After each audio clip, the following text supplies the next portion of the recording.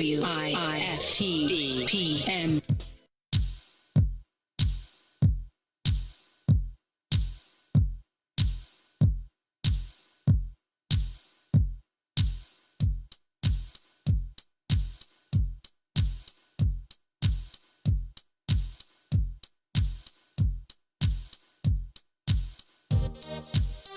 What's in it for the black people? What's in it? What's in it for the black people? I'm in it.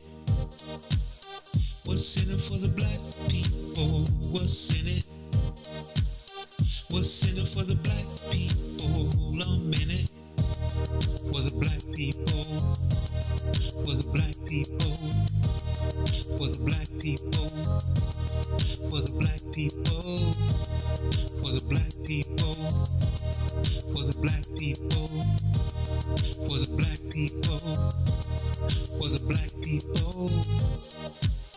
What's in it for the black people? Let's hear it. What's in it for the black people? Don't fear it.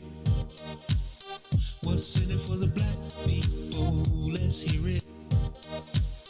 What's in it for the black people? Don't fear it. For the black people. For the black people. For the black people. For the black people. For the black people. For the black people. For the black people. For the black people. What's in it for the black people? You know it. What's in it for the black people? Let's show it. What's in it for the black people? You know it. What's in it for the black people? Let's show it. For the black people. For the black people. For the black people. For the black people. For the black people. For the black people. For the black people. For the black people. For the black people. For the black people. For the black people. For the black people. For the black people. For the black people. For the black people. For the black people.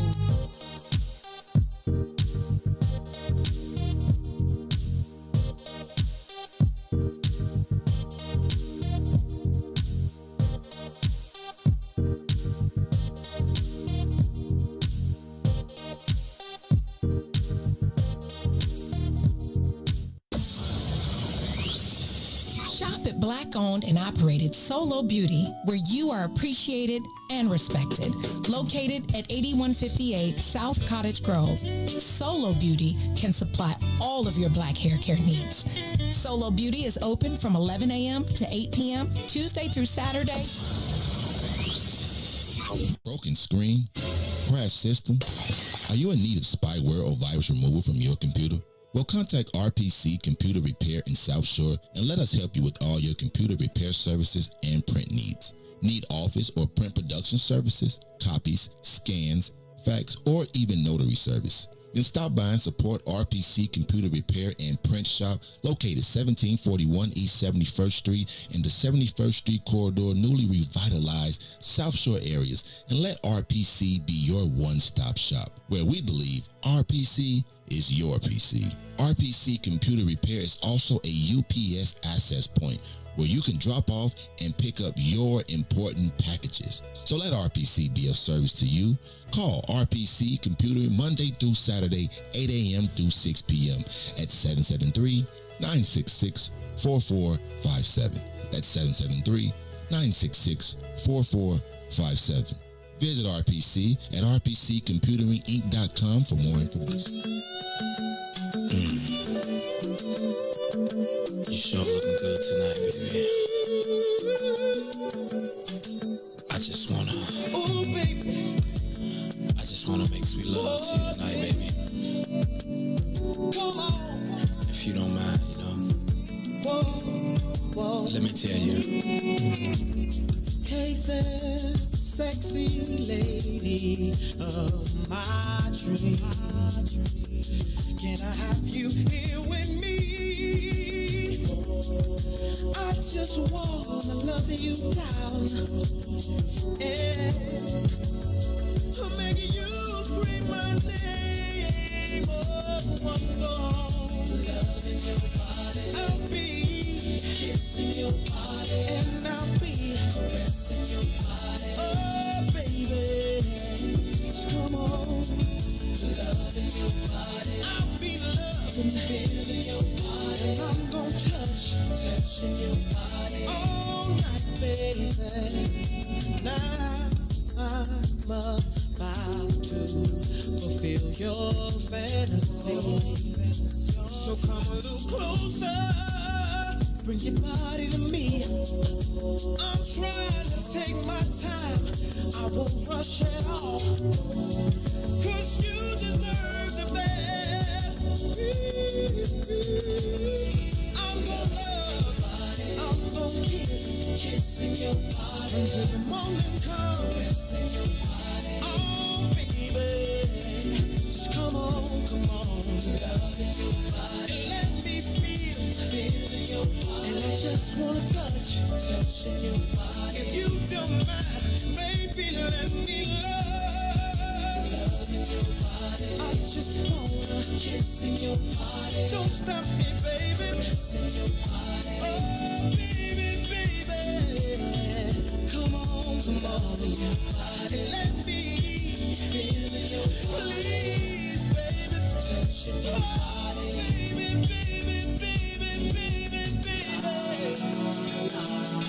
La la la la. Oh, baby, please. Oh, please, baby. We gonna get it on tonight. Let's get it on. Get it on. I wanna kissing your body all night, baby. Kissing your body, oh baby. Don't stop long. Loving your body. Just let me love you. I just wanna touch your body. You all night long. Come on. Loving your body. Wanna do it again. Kissing your body. I wanna do it again. Kissing your body. I just can't get enough of you. Feeling your body. Touching your body. I just wanna feel you tonight, baby. Makes me love. If you don't mind, if you don't sip a little wine, sip up, if you don't mind, spend a little time. Ooh, I wanna make me love. Ooh, I wanna make me love. Ooh, I wanna make me love. WIIFTBP. You You are listening to the most dangerous show in the morning. This is What's in It for the Black People Radio. Maze Jackson. Maze Jackson, the most vociferous advocate for black people in the world. For Ruthie Moore, for Todd Stroger, I am the host of the Maze Jackson Show, asking every single day, what's in it for the black people? And if you don't like it, you can still tell them Maze said, Mayor Lightfoot, man, we ain't accepting that. We ain't accepting that. Let's go. Yeah.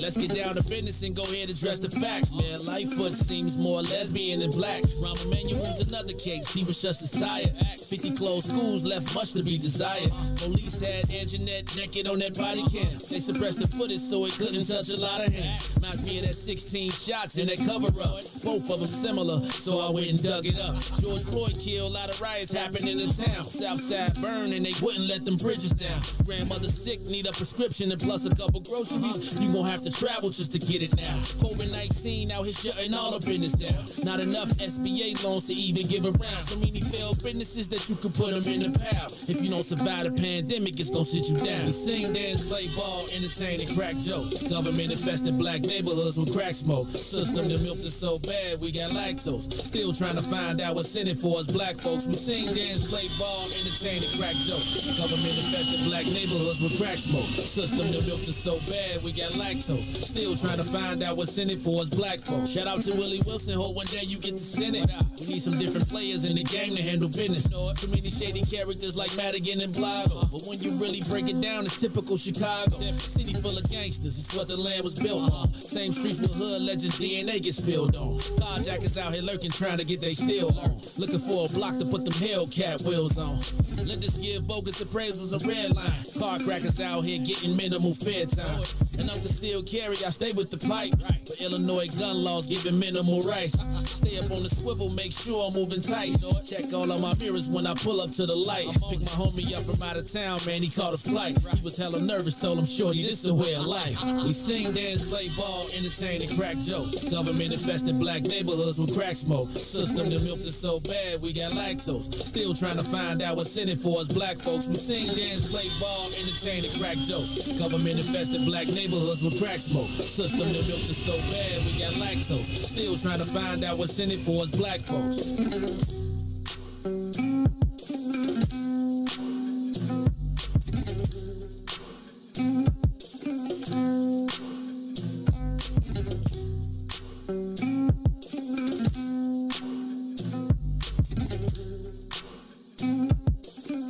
Wake up, Chicago!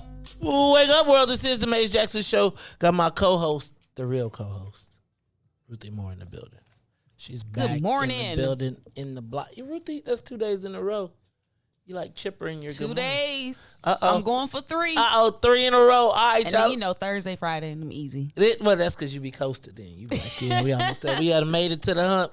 Then it's like, it'd be like you're on the slippery slope. It is the Maze Jackson Show. So, yeah, I'm your host, Maze Jackson.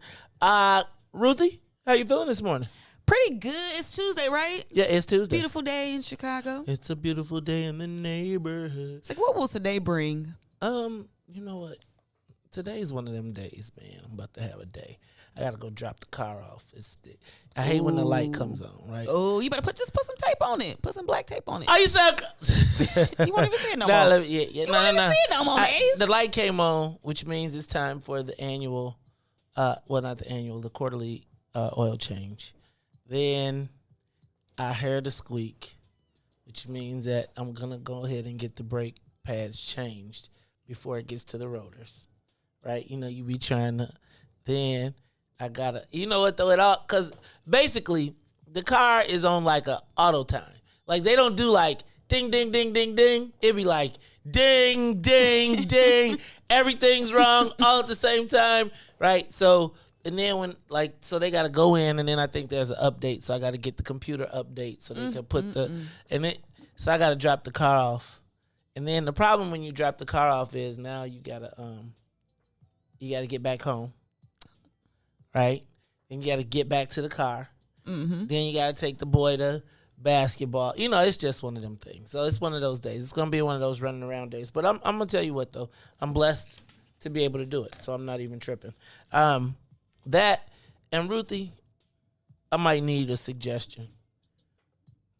Because, you know, when you try to give a brother, so I got this 67 Chevy Impala SS. 4 on the floor, Corvette engine, the whole thing. And I've been saving up for like 4 years to get it together. Like just to be like, okay, so, you know how the brothers sell you on the dream of, hey man, you give me that car, I'm gonna take care of it. Come look at my cars. I didn't take care of all these cars. I'm doing the DJ, so I need to not do that because I stopped to go on the DJ back. But you so the brothers say, man, give me a chance with that car. I'm gonna show you what I could do with it. And, you know, they got a nice little stable, and so you go ahead and you get a brother the keys to the car, and they tell you, oh, you know, first of all, you know, I'm one of them people that is like, no matter how long it took me, if I gave it to you, I want it back tomorrow. If I can't get it back tomorrow, I want it within a week. So what happens when the brother do like the so I went to go, so he told me a month. So, you know, a month you waiting. Now this was in April. Oh. Right? So I'm waiting in April, a month, thinking like, you know, May, and I'll put the 2 week cushion in there, right? So I was like, it ain't gonna be a month, it's gonna be 6 weeks. Well, it then went to 2 more weeks. So then I'd be like, okay, so I started calling every day. Then I went to every week. Then I went to like every 2 weeks. And now we are approaching August, which means that I had big plans because this was the summer for me and my boy to go, because he likes that car better than he likes the whip, right? And we were supposed to go to all the places where the white people be and pull our car up and open it up. And because it's so funny, because it's like, it's the same reaction. White people, when they pull up on the car, even when it wasn't done or anything, they be like, that's a nice car. Where'd you get that? I mean, I've been getting crazy like offers for this car that, you know, I'm not really the biggest car guy, right? Like, it's like, do it go? Do it drive? You heard of it before? Okay, cool. I'm good. Well, now it's August. And, you know, you put half down. Like, when it's time for him, when I finally get the car back, how much should I give him the whole other half? Or should I deduct the stack for like 2 months? I mean, like, literally. Like, I was supposed to have this April, May. It's June, July. And then he done had 5 sisters and brothers die in the time. Because when, you know, it'd be like, well, I had to call the person that introduced me to him. And it's like, it's his boss. So he can't not take the call. Right? Then I got his wife number, so I had to call his wife. Oh, you had to do all that? Okay, if I call you 4 weeks, you got my car and my cash, and you ain't, and I got to call somebody. Because, you know, you call the wife, they going to be like, don't have you even call my house. Yeah, that's a... Right. But it's like, Joe, you know when a mug be like, okay, I got his money, I got his car, and I don't have either. Because, you know, I'd just be like, give me my money back and give me my car. I think deducting something might be A stack? necessary. I don't know how much now, but something for your troubles. See? But I'm gonna tell you, white guy was like, oh, if you give me that car, I'll take good care of it. I'll paint her. She'll look just like she came off the showroom floor. I'm telling you, boy, that's a beauty you got there. Nah, I'm gonna give it to the brother. I'm gonna give it to the brother. All right, it's okay. I ain't gonna cut him off. I mean, I'm gonna cut him off, but I'm gonna try again. And again. And again. All right, y'all. That's my story today. So, Ruthie Moore, how you feeling? So what you got going on today? You said it was hopefully nothing like that. That's my metric. Oh, dag. Are you going to the are you bike riding your? Nope. You're not riding your bike? Nope. You're not going to the pier? Nope. Dag, Ruthie. No plans. No plans? You know the Very ain't going around. I gotta see what's going on. After you done been out in these streets. you done been out in the streets for a month now talking about, so I gotta check on the Delta virus. I gotta see what that's what people say. I gotta see what the Very. I gotta see what's going on. Well, do you think they're gonna start putting accounts back on TV? You know what? I've been wondering how it's about to look. You see, they're trying to keep the scare tactics down a little bit. No, they talk about they are like, enough with the lotteries, mandated. You see in France right now, Macron said, if you ain't got no mandate, you got to stay in the house. We ain't staying there no more. They started rioting. You see the people rioting. Yeah, man. And I think in Australia too. Man, this is like some television, TV type stuff going on. I'm telling you, this Planet of the Apes ain't that far away. Good thing we ain't got no apes. But the way y'all treat these dogs, the dogs might take over.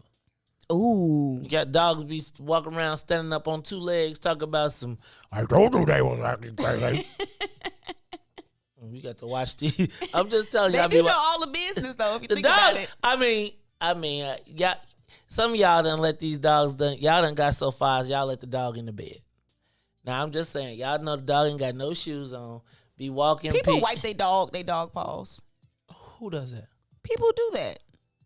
Really? Yes, it's the thing. Wiping your dog. Y'all, these, I'm going to tell you, we're going to have a talk about these dogs.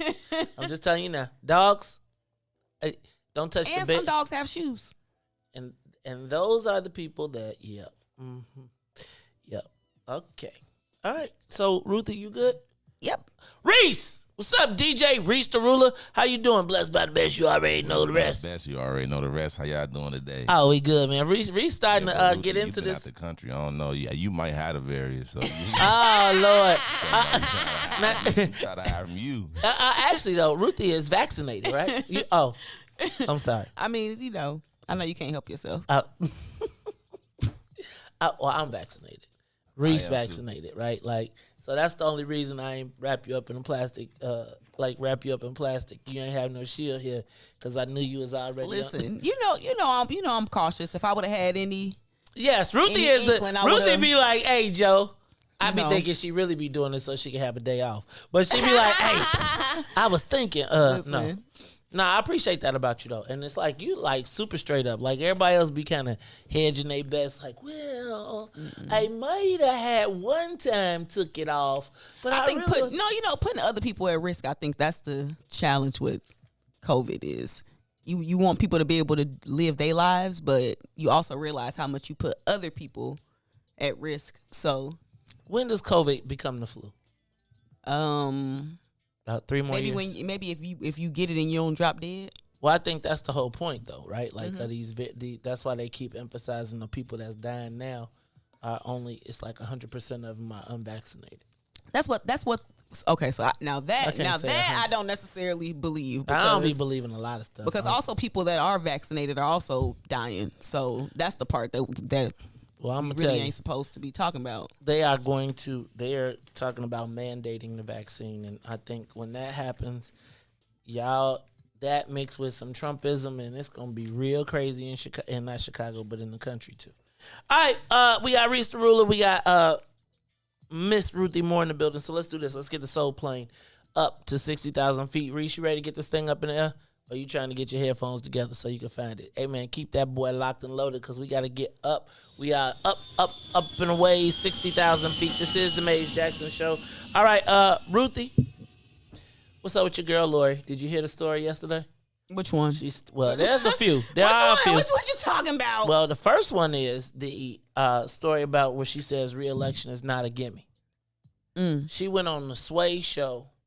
Now, here I am thinking, like, she went on Sway, like Sway and Tech. Remember, like, on the Wake Up show? I was thinking she was on the Sway show, like Sway and Tech, Sway, Wake Up. But nah, she was on the Sway show, which is some lady from the New York Times' podcast.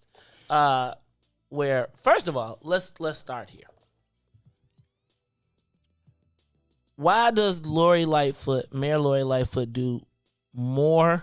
She had the most appearances on national TV networks like than anybody almost. Like she had like almost 100 and something appearances on CNN and MSNBC and all of these places. Why does she always go to the national to tell her story? When Chicago don't care about nothing national. We really only care about local stuff. I think because she's a national politician and that has not mastered the local media that she lives in. But she can usurp that. Like she can surpass that. She don't need this. Well, I think it's interesting that you say that. I always think of how Chicago is. Like I remember, like the reason I believe that Barack Obama became the president was because he could have become the mayor. Right. And so there's always been a thing in Chicago where it's up and out.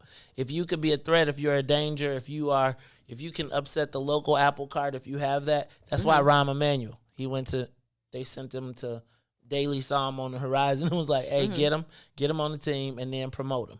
Get him out of here, make him the congressman so I don't have to worry about him. Same way with Barack Obama. I think that Lori Lightfoot she can sell a different story nationally than she can locally. She does. And her national image is different from her local image. 100%, but the nation doesn't vote for her, which is why I thought it was important, that it was interesting that she went to a national outlet, the New York Times, to say that re-election for her was not a gimme. And I think we need to go back and listen to the whole thing. But I'll play the clip. But the mayor told the nation before she told the city that she may not run again. But it'll be an interesting clip. That interview was pretty interesting. I really wish we might have to sit down and break that apart and clip it up and chop it up one of these days and just break out the pieces. Because she was it's like, I think she's so on point to fight with local stuff that she just kind of broke down. And I feel like these white folks from out the state give her an ear. And I also think that she built some national credibility by attacking Trump during the time. And so some of the national people give her a way out. I mean, give her a lot more respect than we do locally. Also, but even also think about, I think her team did a good job with the branding and marketing related to the Chicago COVID response. Like those memes and those GIFs, and like that was good. Down on when on a national level, like people liked that. People liked it nationally. I think even locally, it was fun. It was I think initially approachable. Locally, because I was just a hater, I probably skipped all of that.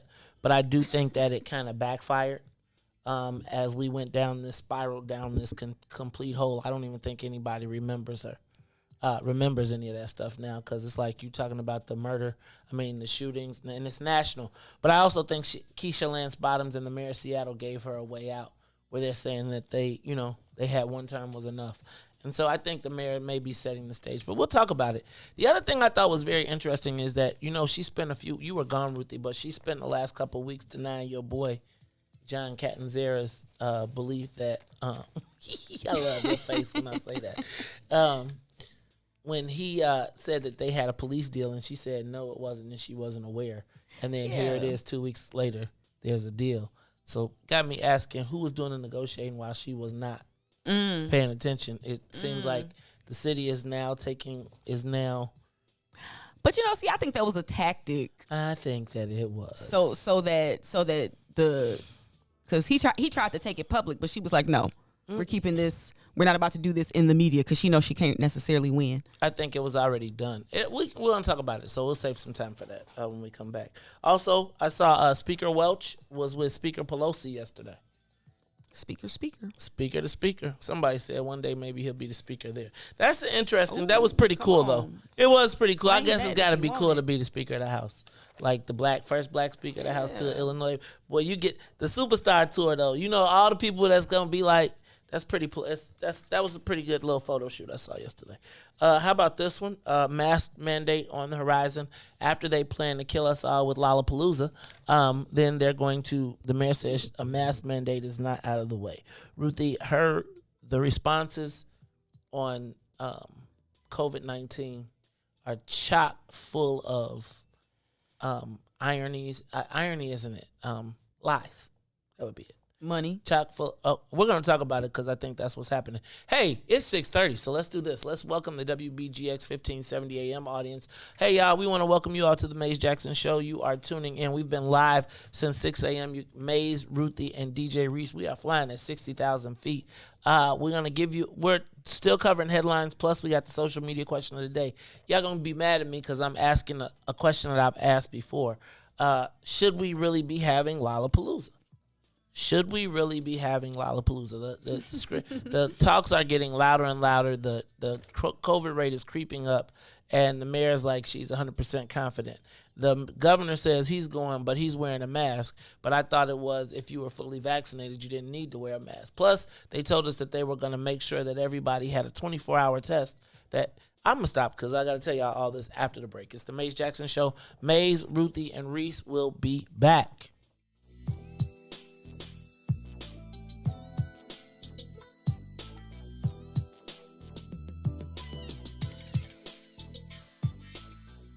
The Maze Jackson Show will be back after this break.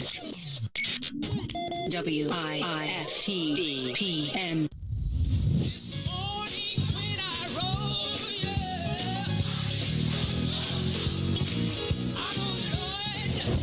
Chicago's Power Hour. I'm your host, Angie Mims, and Terrence Keys, TD, a.k.a. Terrence Daniels. I wish I had one witness in the house. You got one. Got a couple of them. Got two T's.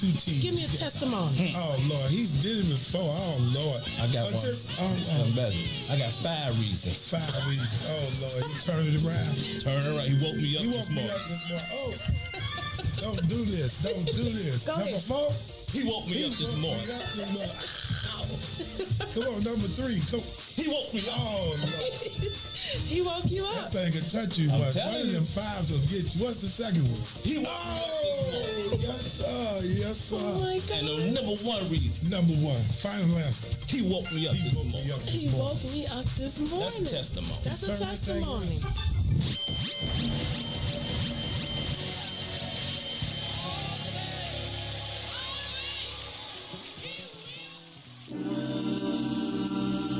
Oh, baby.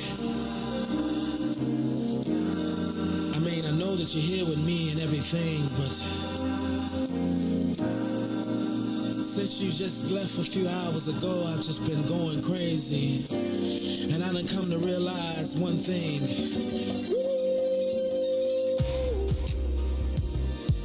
Oh, baby, I miss you.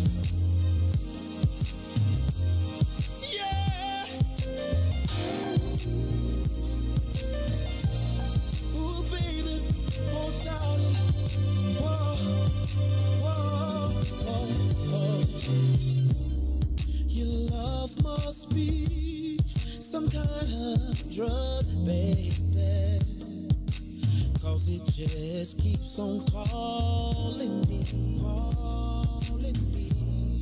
and I just need a hit of your love. It's got me shaking and feeling for your touch, baby, of you I can't get enough. It feels like I done OD'd on you, babe. I'm addicted for you. Can't stop loving 'cause I can't get enough of you, babe. 'Cause I'm so addicted to you. This must be love. 'Cause I can't get enough of your loving. I'm so addicted. Can't stop. I need you right now, baby. 'Cause I'm so addicted to you. You're always on my mind, my mind, my mind, every day.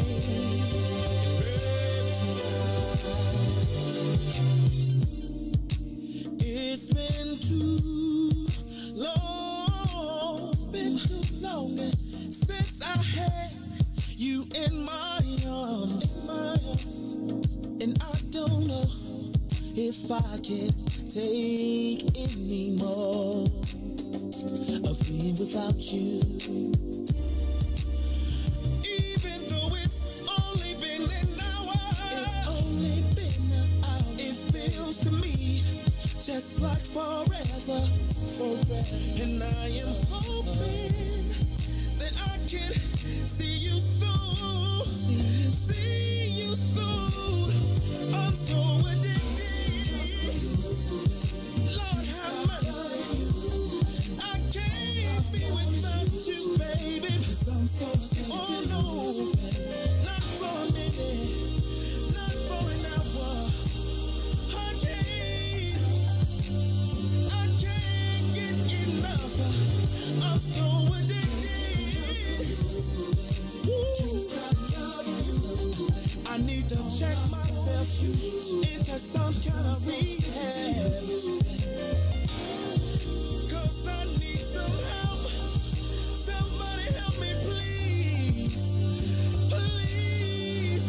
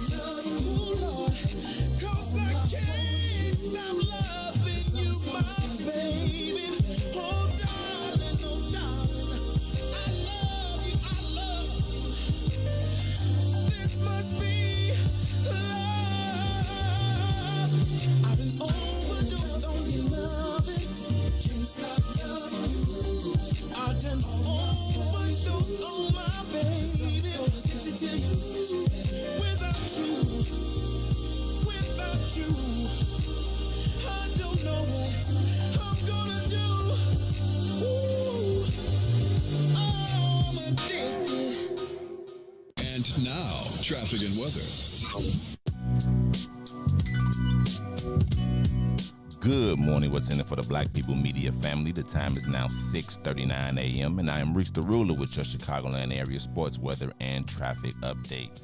In sports, the Chicago Cubs was in action against the Cincinnati Reds last night. Javier Baez came off the pinch hit in the bottom of the ninth with bases loaded to get a walk-off single to help the Cubs win 6-5. The Chicago White Sox went down to Kansas City to take on the Royals. Bats was quiet as they fall 4-2. Now on the traffic, on the Kennedy, O'Hare to the Loop, 28 minutes, outbound to O'Hare 19, on the Eden, inbound from Deerfield to the Exchange, 36 minutes, outbound Exchange to Deerfield, 27. Eisenhower, inbound from Thorndale to the Loop, 39 minutes, back out to Thorndale, just 29. On the Stevenson, from I-355 to the Dan Ryan, 37 minutes, back out will be 34. The Bishop Ford, from I-80 inbound to the Dan Ryan, 40 minutes, Dan Ryan back out to the I-80, just 30. On DuSable Drive, Lakeshore Drive, all the way from 55th to Jackson, 8 minutes, back out to 55th, 8 minutes. From downtown to Bryn Mawr, 7 minutes, and from Bryn Mawr back to Randolph, also 7 minutes. Dan Ryan, 15 to the Loop, 17 to 95th. In today's weather, it's currently 73 and sunny. Today will be a high of 90 and a low of 73. I'm Reese the Ruler. Now back to Maze and Ruthie on the Maze Jackson Show.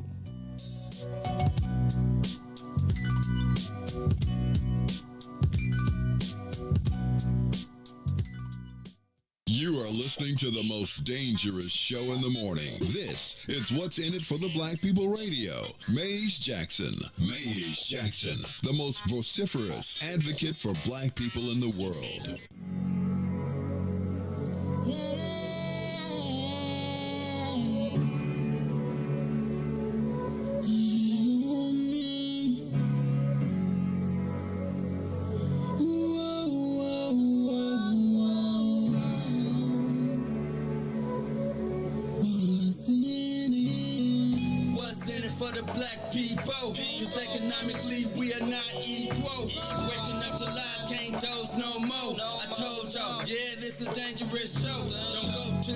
If you ain't trying to help us, don't even try to be around and can't protect us.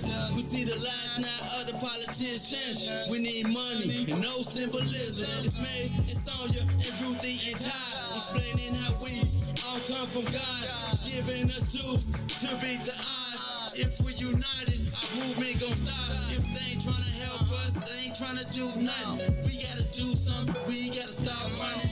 It's time to confront the problem. Really, you expect your oppressed to solve them.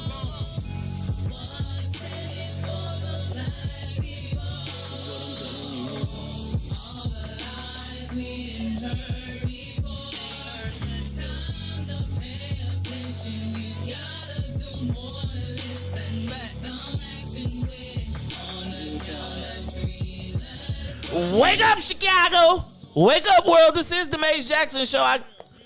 This is the Maze Jackson Show. I can't hear a word. Oh, there you go. All right, there I go. It's on me. Man, Reese be like, I got this, dog. That's on you. Every time he be like, I told you it was on you, Maze. This is the Maze Jackson Show. Y'all saw my man Reese with the news, traffic, and the weather. All right, Reese, you off the screen now. It's Maze and Ruthie. We're back. Anyway, Ruthie Moore, I was telling you some headlines before we, we got to clean the screen or something because something just ain't right. Something just ain't right. I'll work on it in a minute, though. All right, Ruthie, I think I hit some of the headlines. How about, remember when there was rats in schools and we were upset about Aramark and then they kicked Aramark out of, they said they were going to kick Aramark out of school? Guess what they just did? Re-sign the contract? Re-sign the contract. These fools got another 3 years. Another 3 years, Ruthie. That's not too long. Ruthie, unless you one of the kids, that's from 5th to 8th grade, you got rats. Maybe they got some accountability measures in place. Yeah, that's what they always said. That's what they said they had last time, remember? Contracts. Contracts, man. How much is the contract? I don't even. It's it's over $100 and something million. What? Yes, Ruthie, $100 and something million to clean the schools. I'm gonna tell you, if you gave me 600 schools, $100 million, $1 million a school, give you $40 profit. 40. Wait. 600 schools, $100 million. So you give every school what? Every 3 schools is $1 million. You divide it by 3, so $333,000. That ain't enough to keep a school clean. You know why they probably went with them because they had the best pitch sort of related to COVID cleaning, blah blah blah. What I'm gonna tell you is also it's funny that the contract is $120 million. Thanks, Richard. Hey man, we're gonna have Richard Greenfield. We're gonna hire him as our government fact checker. I think he's trying to get a PhD or something out there in the whole world. Hey, he worked maybe in the second best office in the at the MWRD. Shout out to Richard Greenfield, man. I see you all the time climbing that ladder, brother. We appreciate everything that you do, and you keep it up. But I was just thinking about Ruthie. I was looking at the story, and they were also saying that Jones Lang LaSalle, a law firm, is going to help them manage the contract.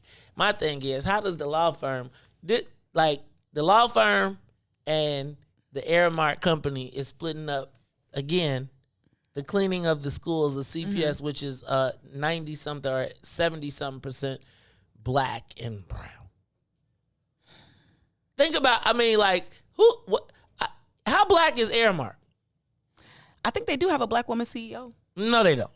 They have a black, okay, I'm going to stop. Okay, Google that. You find me the black woman CEO. You find that. You find that. You find that for me. These people making all this money off of our children. Is Aramark a Chicago company? Illinois company? I hope it is. I sure do. I'm about to say, man, because could you imagine if the neighborhood was responsible for cleaning? Well, I can't say that because some of y'all don't be cleaning up y'all own neighborhoods. But I would say, imagine if you was the local janitor and you lived in the neighborhood for the school. Right? Imagine if that school was an economic engine for your neighborhood as compared to an economic engine for a Fortune 500 company. Right? There'll be that much more local investment in the school. I'm sorry, y'all. I got to stop. I'll be on another tangent. Y'all be like, I'm not listening to him no more. How about this one? Showtime donates $500,000 to Chicago. Lena Waithe, first of all, I gotta tell y'all, Lena Waithe is bothersome to me. She is like the female version of what's old boy? Lee Daniels to me. She is the female Lee Daniels.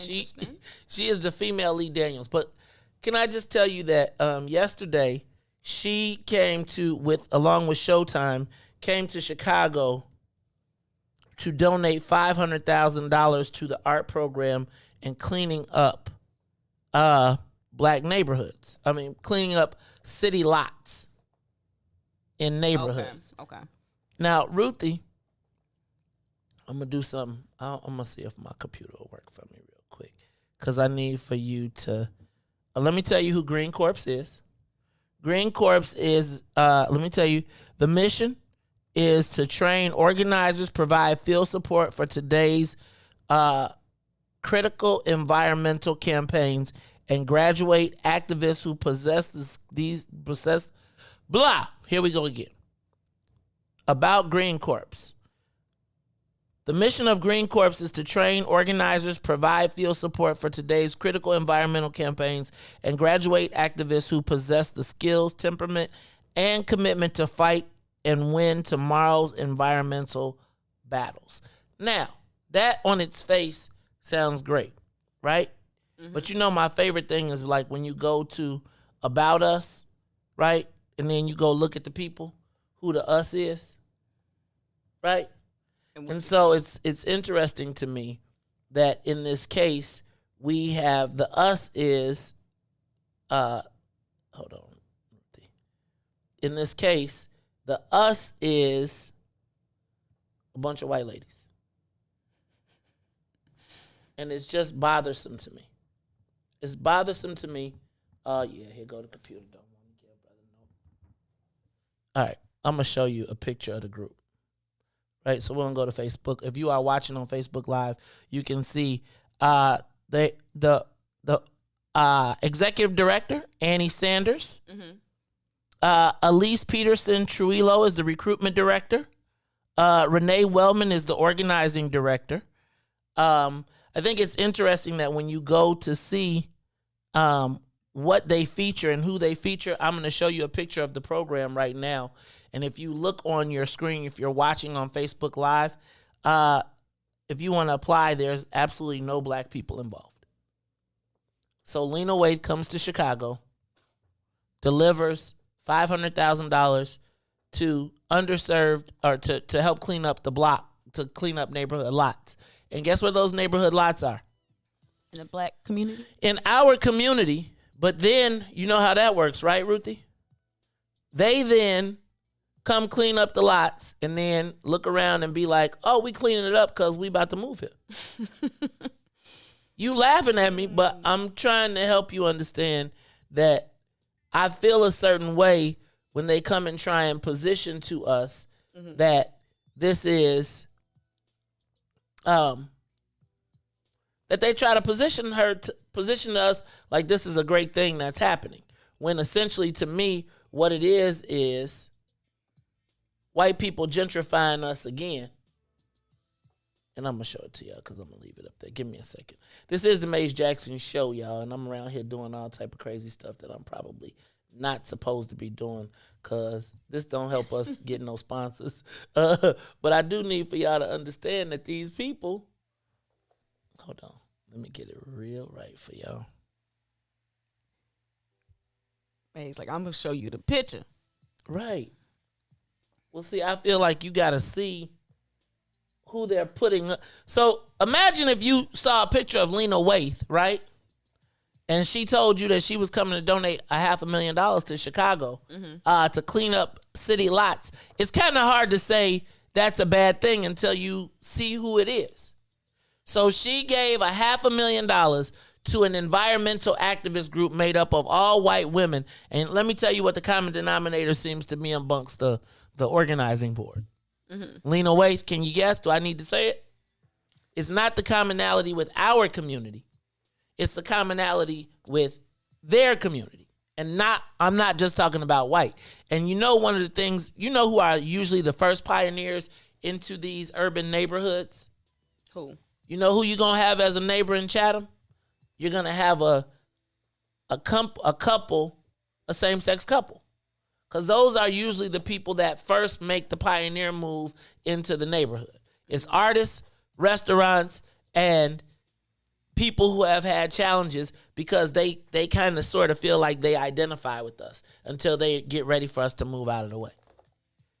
Like, if you look outside of my house, the people that I get the most trouble from are the gay white men who play their music loud and feel like now that they're in the neighborhood, like we don't have to have no rules. And so then they're offended by the lifestyle that we have, even though they're attracted because they may feel like they're not accepted. And so they see the beauty in the cribs. They move to the neighborhood and they say, because they feel like they're less discriminated, then they start discriminating against us. And so it goes back to my point of we welcome these people into our neighborhoods and they don't mean us any good. Now, and I just need to point out that this is all happening at the same time that we just got that they just approved the movie studio on the south side over by the Regal, gave the land and everything up, which I'm not tripping on. But again, I don't think that the economic development that's going to come with that is not going to be for us. It is going to be part of the excavation plan for us, because what is happening is that movie studio becomes in the 79th Street becomes a hub right there, very close to the Obama Center. Ooh. Y'all don't want to hear me though. Y'all don't. It's like, I love the concept of the movie theater, but not the movie theater, but the movie campus, but it's going to eventually change the neighborhood and it's going to change it to move us out. I'm just telling you. Not mad. I'm just telling you how it's going to work.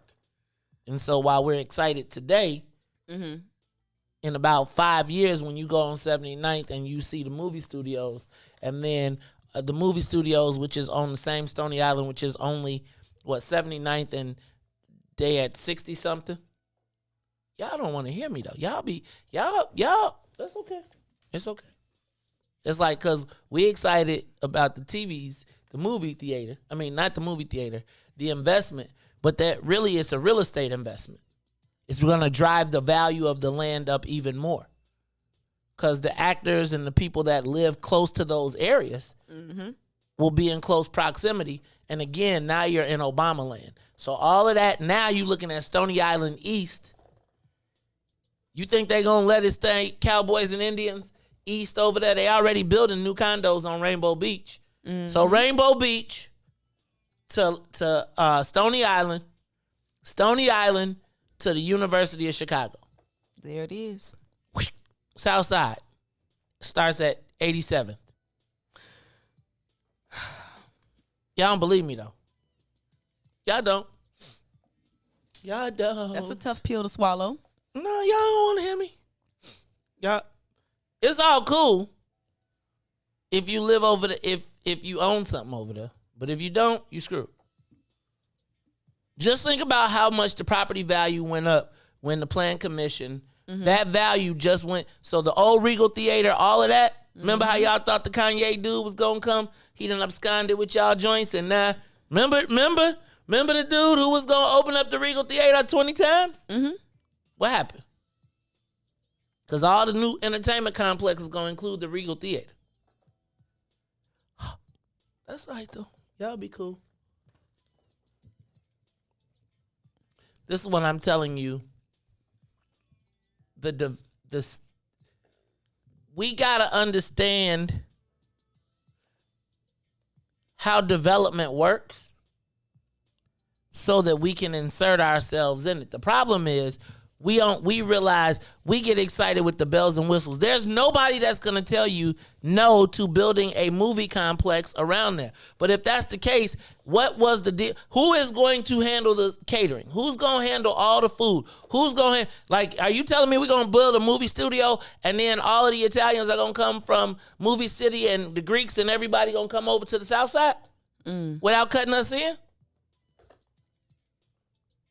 Right? Because what's the union? What's the deal with the labor unions, with the movie film industry? Have we said, hey, before y'all come over here, do these films have to be union films? So are we gonna see all these people that come up and block off our streets and our neighborhoods, that block off the north side? Is it gonna be black people blocking it off? See, it's a reason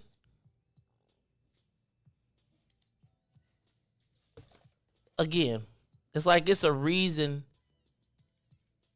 that I talk to you all about these things, because I feel like sometimes there's nobody who's gonna say no to a movie studio being built on 79th Street. I don't think you should, but I think that in that development plan, like if you're a developer, you're looking at it and you're saying, how can I attract white folks or affluent, not white, affluent people to live in studio land? So if you got Black Hollywood over, even if it becomes Black Hollywood, let's just call it Black Hollywood. What is our economic plan for there besides just buying houses for the people that have the ability to live there?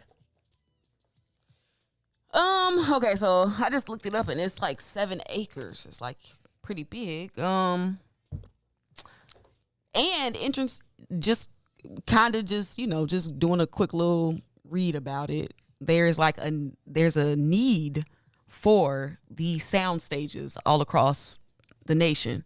So it said that a lot of investors and they're gobbling up space so that they can build these sound stages. And this particular one is supposed to, I think the quote is like the Hollywood of the Midwest. Mm-hmm. And I think the interesting thing is I can totally see it being that way. Just kind of like how you said, but like I think gentrification oftentimes does have anchoring points in the arts. Right. Well, I mean, usually when you want to change a neighborhood, first thing you do is you get artists to come there, right? Then the artists, then come the gays and the restaurants, right? The restaurants, and because the land is cheap. So you can get the cheap. So like a lot of times you think about these great restaurants, they start in neighborhoods that were crappy, right? And then they blow up, and then that becomes part of the explosion of the neighborhood. Look at Reese. They started a Taco Tuesday, and now his neighborhood it's gonna be all type of black people moving over there. They gonna be like, I didn't even know about Park Forest. It's cracking in Park Forest. You ain't even know. Same way for white folks. So no shade on it. I just need for y'all to understand that, like, it's not altruistic. And no, it's money. Right. And it's also recognizing the blight and opportunity. They ain't making no more land. And so what's the most plentiful that's available? They gobbling it up, but it ain't for us, like you said. And okay, so I think that it does. The problem is that they can bill it like it's for us, because all we ultimately want most of the time is just not to be plagued with these ills and traumas in our communities. And so if that's all that we want, we be asleep at the wheel when it comes time to actually come out of that state. And oftentimes it's done altruistically, because we like, yeah, it's gonna be nice over there. We gonna have somewhere to go. We gonna have something to do. But really think about how much the rent's about to go up ultimately, and how many people gonna be pushed out of the neighborhood, but it's a double-edged sword because I do want it to look nice over there. I do too. I do want it to be some stuff over there. I want the walkability to go up. I want to be able to walk down the street and do some stuff. But the problem is are we gonna be left out of that? And oftentimes, if we just look at how it normally goes, we are. Who getting the contracts? I think of it like so first of all, let me back up. I'm happy for the brothers that are involved, right? So I'm happy for D. Dudley. I knew them they're shrewd opportunities. And right now, if you have the money to take advantage, you can. And it's like, I'm not going to be mad that white investors are like, ooh, we'll give Dudley the money to go buy that place because we know that we can quadruple our money. I mean, think about the number of films. It's like, I would tell you that if you look at what's happening on right off of Western on the west side with that movie complex, that dude done went from a federal informant to like a multi-bazillionaire that owns a studio complex where they just got stages where and it's like, I'm not mad. How many of us will be brought into the movie industry right on that land? Will people from that area benefit? Look, y'all, it's the Maze Jackson Show. We got to take a quick break. When we come back after some Dante and some news, traffic, and weather, this is the Maze Jackson Show.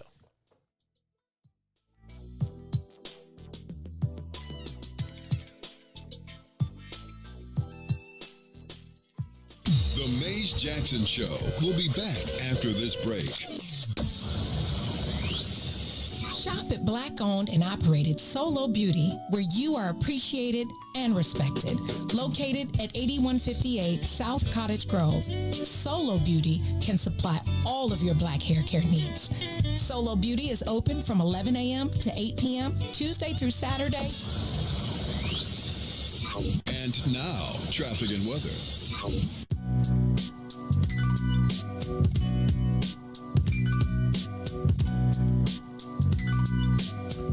Good morning. What's in it for the Black People Media? The time is now 7:03 a.m. I am Reach the Ruler with your Chicagoland sports weather and traffic update. In sports, the Chicago Cubs were in action against the Cincinnati Reds last night. Javier Baez came off to pinch hit in the bottom of the ninth with the bases loaded and hit a walk-off single to lift the Cubs past the Reds 6-5.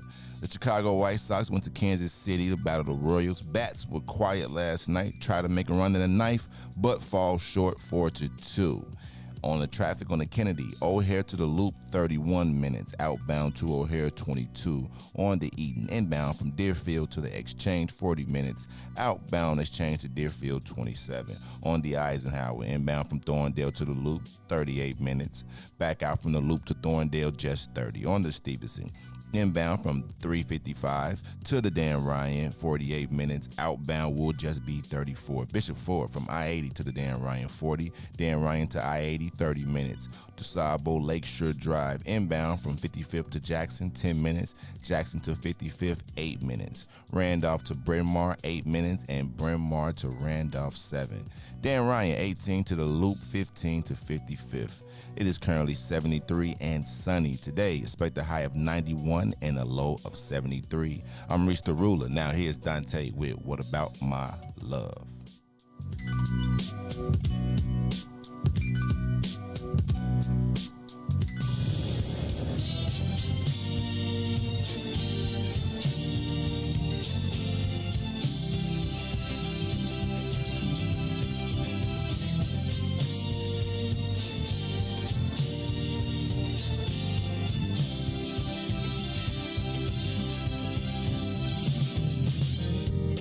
What about my love? Seems you have forgotten love.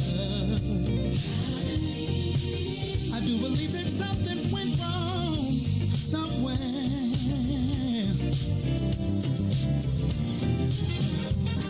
What about my feelings? Do they mean anything at all?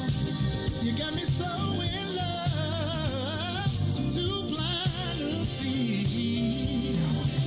And that you got my love, now you wanna put me down.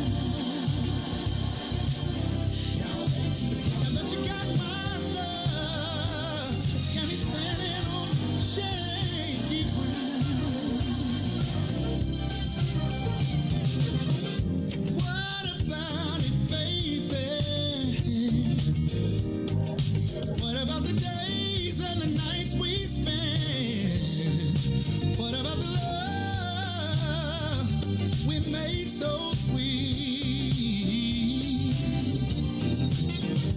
Are you sure you wanna live? Think it over, baby. 'Cause girl, I believe. I think you just might wanna change your mind. Now that you got my love, you don't even come around.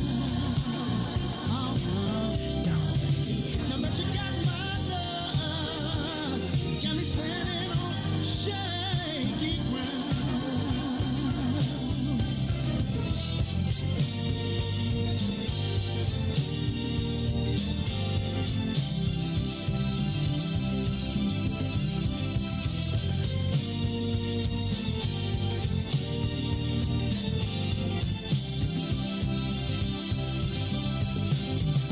What kind of way is that to treat your man?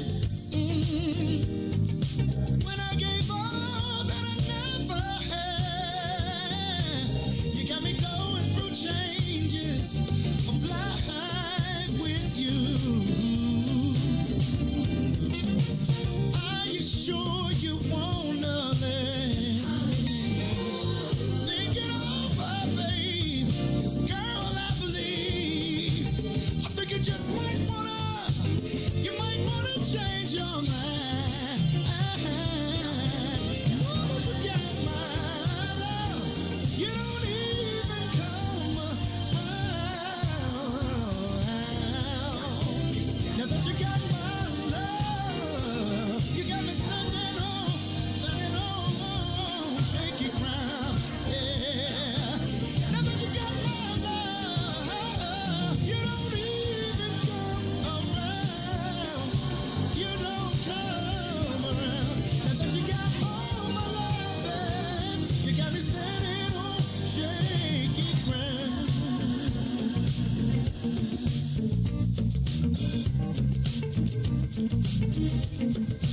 Put your hands together. Put your hands together.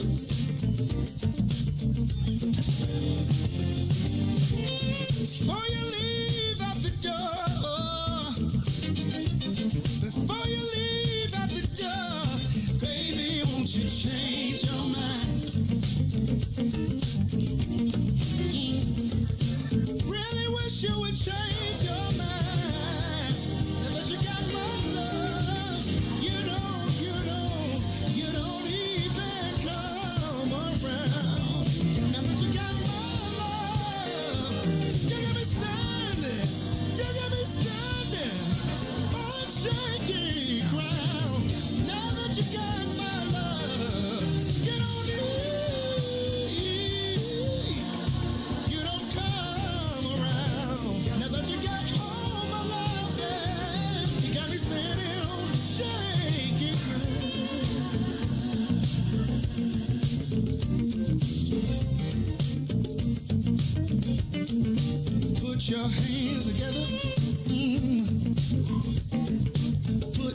hands together.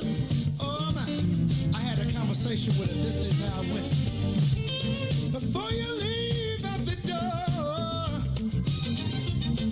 before you leave out the door, baby, won't you change your mind? Oh, Lord have mercy. Cause I need you and you need me.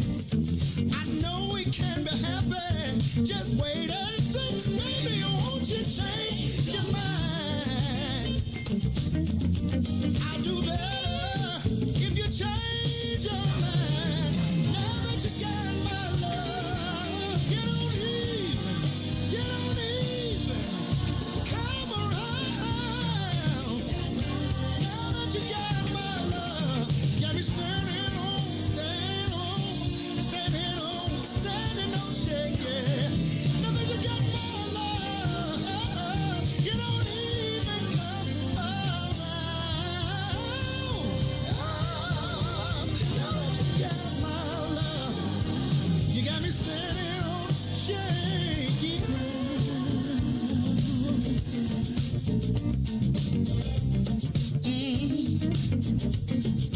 Baby, won't you change your mind? Baby, won't you change your mind? Oh no, I've been hoping, baby. I've been praying, baby. Yes, I have. Baby, won't you change your mind?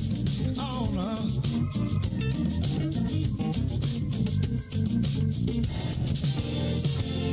I've been hoping, baby. Yeah. I've been praying down on my knees, praying that you change your mind. Oh, Lord have mercy. I'll do better if you change your mind. WIIFTBP. Back to the Maze Jackson Show. You are listening to the most dangerous show in the morning. This is What's in It for the Black People Radio. Maze Jackson. Maze Jackson, the most vociferous advocate for black people in the world. For Ruthie Moore, for Todd Stroger, I am the host of the Maze Jackson Show, asking every single day, what's in it for the black people? And if you don't like it, you can still tell them Maze said, Mayor Lightfoot, man, we ain't accepting that. We ain't accepting that. Let's go. Yeah. Let's get down to business and go ahead and address the facts, man. Lightfoot seems more lesbian than black. Rahm Emanuel's another case. He was just as tired. 50 closed schools left much to be desired. Police had Anjanette naked on that body cam. They suppressed the footage so it couldn't touch a lot of hands. Reminds me of that 16 shots in that cover-up. Both of them similar, so I went and dug it up. George Floyd killed, a lot of riots happened in the town. Southside burned and they wouldn't let them bridges down. Grandmother sick, need a prescription and plus a couple groceries. You gon' have to travel just to get it now. COVID-19 out here shutting all the business down. Not enough SBA loans to even give around. So many failed businesses that you could put them in the pile. If you don't survive the pandemic, it's gonna sit you down. We sing, dance, play ball, entertain, and crack jokes. Government infested black neighborhoods with crack smoke. System that milked us so bad, we got lactose. Still trying to find out what's in it for us black folks. We sing, dance, play ball, entertain, and crack jokes. Government infested black neighborhoods with crack smoke. System that milked us so bad, we got lactose. Still trying to find out what's in it for us black folks. Shout out to Willie Wilson, hope one day you get to send it. We need some different players in the game to handle business. Too many shady characters like Madigan and Blago. But when you really break it down, it's typical Chicago. City full of gangsters, it's what the land was built on. Same streets with hood legends, DNA get spilled on. Carjackers out here lurking, trying to get they steal on. Looking for a block to put them Hellcat wheels on. Let us give bogus appraisals a red line. Car crackers out here getting minimal fair time. And I'm the seal killer. scary, I stay with the pipe. The Illinois gun laws giving minimal rights. Stay up on the swivel, make sure I'm moving tight. Check all of my mirrors when I pull up to the light. Pick my homie up from out of town, man, he caught a flight. He was hella nervous, told him, shorty, this a way of life. We sing, dance, play ball, entertain, and crack jokes. Government infested black neighborhoods with crack smoke. System that milked us so bad, we got lactose. Still trying to find out what's in it for us black folks. We sing, dance, play ball, entertain, and crack jokes. Government infested black neighborhoods with crack smoke. System that milked us so bad, we got lactose. Still trying to find out what's in it for us black folks.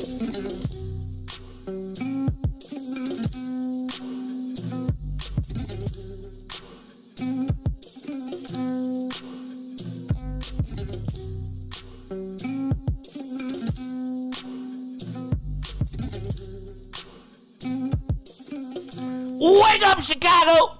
Wake up, world. This is the Maze Jackson Show. I am your host, Maze Jackson. Got my co-host, Ruthie MFM Moore, in the building. Those my initials? Ruthie May forget. DJ Reese the Ruler with the traffic, news, and the weather doing his thing. And I am your host, Maze Jackson. It is the 7 o'clock hour. It's about 7:13. You know, I was thinking, y'all, we've been playing Dante a long time. Dante don't be showing us no love. He don't be showing us no love for the love y'all be giving him back. So I think it might be time to change the 7 o'clock song. So I'm going to have him throw some songs up in the rotation, and we're going to figure out what is the new 7 o'clock song? What is the new 7 o'clock song? Because I think Dante might have got spoiled on the Maze Jackson Show. It's like, I think y'all be toasting it up, and we be like, man, we can't even get a call in, a stop by, a drop through. He did say he wanted to have a joint at his joint. But I'm saying, like, Dad, come to the studio. Come on to the radio station. I mean, y'all be eating that song up. I bet if we had an iTunes, y'all probably done bought like 1,000 copies of it. Baby, won't you change your mind? I'm going to change the song. So we going to start doing a battle for the 7 o'clock song, and then we're going to give y'all 7 o'clock, give you an hour. And then maybe we do the 7 o'clock song and you get it for like a month. And so maybe we start getting artists to submit us some songs and get some more music, because we need a paid commercial. That's what we need, because we done sold some records. I know we done sold some records around these parts. And if not, I know somebody around here. We done sold some brown liquor if we ain't sold nothing else. In the morning, too. The sales be spiking when that song comes on. All right, y'all. It is the Maze Jackson Show. Ruthie? Your mayor. Apparently, Ruthie, she went to New York City. New York City! Or she didn't go. Actually, if I was the podcaster, I would be like, yo, I need to fly in to go do my interview with them. When we get like off the chain, like we gonna go to other places and broadcast live, and it's gonna be like an in-studio audience, and people go see a brother Anthony Muhammad would invite us to Atlanta and get the space. We'll come down there. We could go do, like we do a room of like, we find about 100 people, sell tickets $20 a pop, right? Pay for the airfare, the hotel. Then we have us a little morning show, breakfast parties, like the whole you dig. We gonna have it cracking. But this podcast thing is really I'm learning that, I do so much with the video because I'm so enamored with video. But like a lot of people just do podcasts where they bring 2 mics and a recorder, and they sit down and they set it up, and it's like you sit down in your space, and 36 minutes later you got a whole show episode that's going around the world. So yesterday, Mayor Lori Lightfoot did a podcast with the New York Times. Not like we ain't got Sun Times, like we ain't got no Tribune, not like we ain't got for somebody who says she only talking to black people, black media outlets, she sure be finding the whitest of white people to talk to. So, Reese, what I want you to do is I want you to turn up my volume on the road, because I want you all to hear this portion of Mayor Lori Lightfoot's interview yesterday on Sway. Ready? Let me turn up some volume. Pump up the volume, pump up the volume, pump up the volume. You obviously know this one's coming. Are you running again? You'd answered some rumors saying you were quitting and all kinds of stuff. Can you just answer that?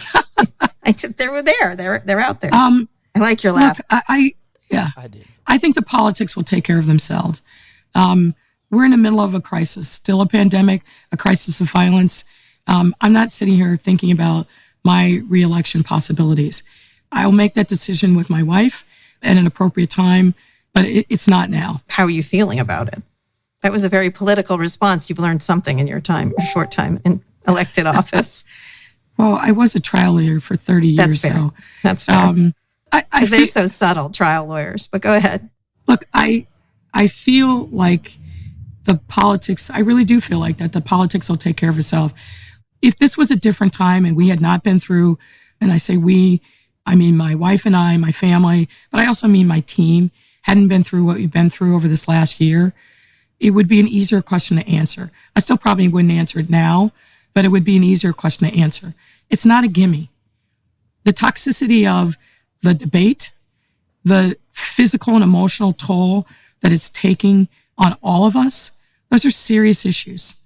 And we have to have my wife and I and my daughter and my close friends and my team, we have to have a serious conversation about why and what that would look like and what we believe that we would be able to accomplish. And could we even get it done? Right? This is a tough time for mayors all across the country. Keisha Lance Bottoms. You know that. There's a reason why there's been a slew of people saying, you know what? I'm good with one term. Did you look at Keisha Lance Bottoms and others? There's a lot of people, not continuing. Well, look, I'm very good friends with Jenny Durkin. I'm very good friends with Keisha. I'm very good friends with a lot of other mayors who have to make this decision before I do, who are feeling like they're in a different place than they ever imagined they would be in. Okay. I'm still not running for mayor now. I have to tell you, just thinking about it. Exhausting. It's a tough time to be mayor. I mean, I've had a lot of people tell me, man, you got the worst job in the country, but I think I've got the best job. It's hard. It's a lot harder because of all the unforeseen circumstances that we've been through over the last 16 months, but I wouldn't trade any minute of it because, every day I find something where we're helping people who haven't been helped before. And I live off of that all day long. All right. Thank you so much. I really appreciate it. No, my pleasure. That is Mayor Lori Lightfoot. She was on yesterday on the Sway show. Who is the Sway? I'm trying to figure out. What's the lady's name, Ruthie? Do you know her name? Mm-hmm. White lady who she sat down to interview with. First of all, I just got to say, it's interesting to me that the mayor talked all that black smack. And then goes to, no, she did. I'm going to, actually, they addressed it in this interview too. And it was pretty funny to hear her kind of make it up as she'll look. I go to places all the time and I don't see people that look like me when I go to report in the neighborhood. And I'm just kind of like, Ruthie, do you think the mayor recognizes that it might be over?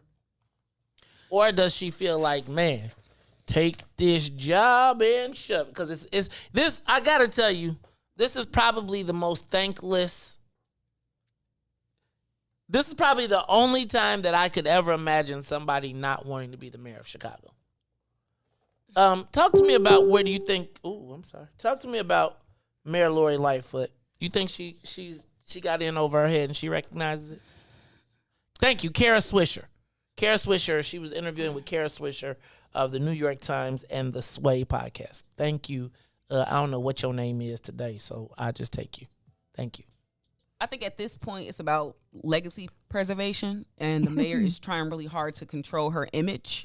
And I think that she has to do that on a national level because, the Chicago ain't cutting no slack. So the next best thing is to take the show on the road and go national. And I think the mayor might take the out of, okay, you see all these other people aren't running, and that's legacy preservation because, I mean, we had it. Corona is you can use I call it the Corona cop-out.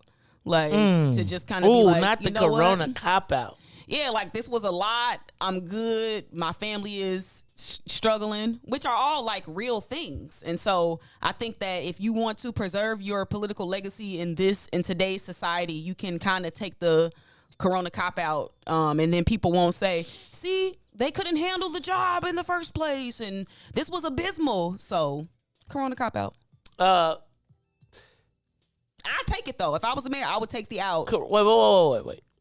So, when you call, to me, when you call it a cop out though, it means like. Well, think about it. If you don't run for, so just think about how you know how politics work. So if you're not running, right? What reason are you giving for not running? Because you just can't not run. Are you running because you know you can't win? Are you not running because you saying this is taking a toll on my family and this is unprecedented times? Like that's a really good excuse. That's convenient. Because if you ain't running, you got to say why you ain't running. So because otherwise it's gonna be like y'all ain't fired me. I quit.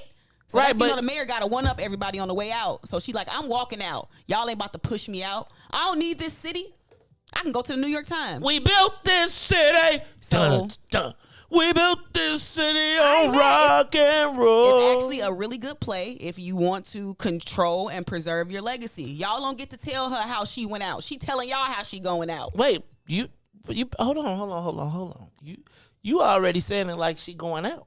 Are you suggesting if she are you suggesting that she let me back up? If she was to, she going out how she want to go out. Y'all ain't push her out. Does anybody really want to get pushed out of being the mayor? No, and if you want to control your legacy and your narrative, you gonna start laying the foundation for that now. So you set the lie up early. You pre-lie. It's not a lie. Is it a pre-lie? It's not a lie because Was she not the woman for the job? No, this is was not the woman. This is unprecedented times. Unprecedented time called for unprecedented leaders. Is she not unprecedented? This is taking a toll on her family. Like this is This can be a personal decision, and y'all can't do nothing but respect that because this is unprecedented. But she failed though. Do you think? So let me ask a question. So I saw a couple questions. Here's some of the questions that I have, Ruthie. Since you the spin meister here today. I'm just telling you what the play is. No, that's what I'm saying. So put me up. All right. So in the clip, I played the clip. What do you think Lightfoot? She said in that her determining factors were her family. So that's got to be her wife and daughter. And she said her closest friends. So let's go to wife and daughter. I think the scandal has probably reached a peak when we sat here and they talked about the wife and daughter and the whole, domestic stuff. But I mean, even beyond that, it was people outside their house. But I'm saying you advertise for that job though. People's outside the Rhyme House all the time. Not like that. Yes, well like that. It like literally like going through the pandemic and the uprisings. Like that's a good out. Okay, so you think essentially you think she's looking for an out. She already said, look, it's some other people around the country that's doing the same thing. Y'all ain't saying nothing to them. Y'all applauding them. I ain't applauding. She trying to set her. She named names. I'd be like, if I was Keisha Lance Bottoms, I'd be like, keep my name out your mouth. Me and you ain't the same. But think about some of. I don't know if you know too much about like what's going on in Atlanta politics. In the A. But it's in the A. Crime is overrun. That's because she's too in bed with the liberal rappers and like because and the whole drill scene from Chicago that moved to the Atlanta. Violence. Like, did y'all see that? Yes. Like that's crazy. Like the brothers moved to Atlanta, and then the people from Atlanta like y'all ain't because Chicagoans go everywhere and be like it's sweet. A Chicagoan will come anywhere, look around for about an hour and be like, oh, I could take this. And the Atlanta boys is like, hold on. And so they going up in people's house and Keisha Lance Bottoms, and they bringing Freaknik back. That's why she quitting. She quitting because they bringing Freaknik back. And if they bring Freaknik back, I don't even know how they could execute Freaknik nowadays. Because like in the world of wokeness and in the world of Me Too, like Freaknik was built is a giant Me Too case. No. And yes. This is going to be the watered down branded control version of it. You can't you can't call it Freaknik and water it down. Yes, you can. Ruthie. Yes, you can. Ruthie. Somebody they gonna rebrand it some other type of way. That's like how they be redoing the shows. It's not gonna be the same. It's just not gonna be the same. Don't nobody want to see the remake of the Freaknik made by millennials. The Don't Touch Me generation. Lord have mercy, Jesus. I mean, what would a dude even do at Freaknik nowadays? Like, I don't even know what y'all do. Y'all talk about, y'all see what they was doing over there? We can't touch them, though. Listen, the same thing that people probably pull out their phones, get on That's social y'all media. problem. That's y'all problem. Go Y'all live live. y'all life through the phone. It was real life up touch and closing. Touching. That's before COVID. And COVID going around too. Yeah, but shoot. Apparently not if you see according to Lollapalooza. Anyway, Ruthie, so I want to go back to your mayor. So who do you think it? She said, and her team. So she said, my family, my friends, the friends that are Republicans, the white Republicans, like, you had enough. And her team, I gotta ask, who is her team? Because everybody that's in City Hall is not her team. They all retired. For real, if she's smart, we need not know. Because then they might be excommunicated from the castle too. But her team is what got her here. Mm-hmm. So if she listened to them at all, they probably, don't listen to them. Whoever the team is, don't listen to them because they failed you. In some areas, yes. What areas did they succeed you in? Your social media team, but that stuff didn't age well. It didn't age like, well. I'm just saying, like, if we pull out the Ducks now, the Penguins right now, if we pull out the TikTok right now, remember the spin around TikTok while the building's burning?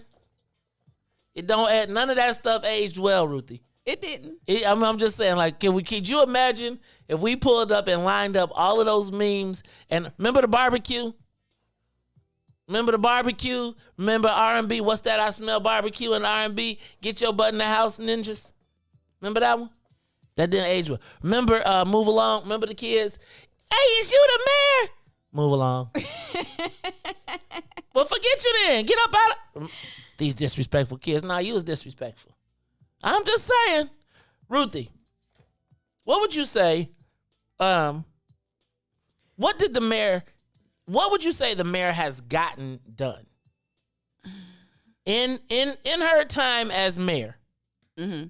What has she actually accomplished?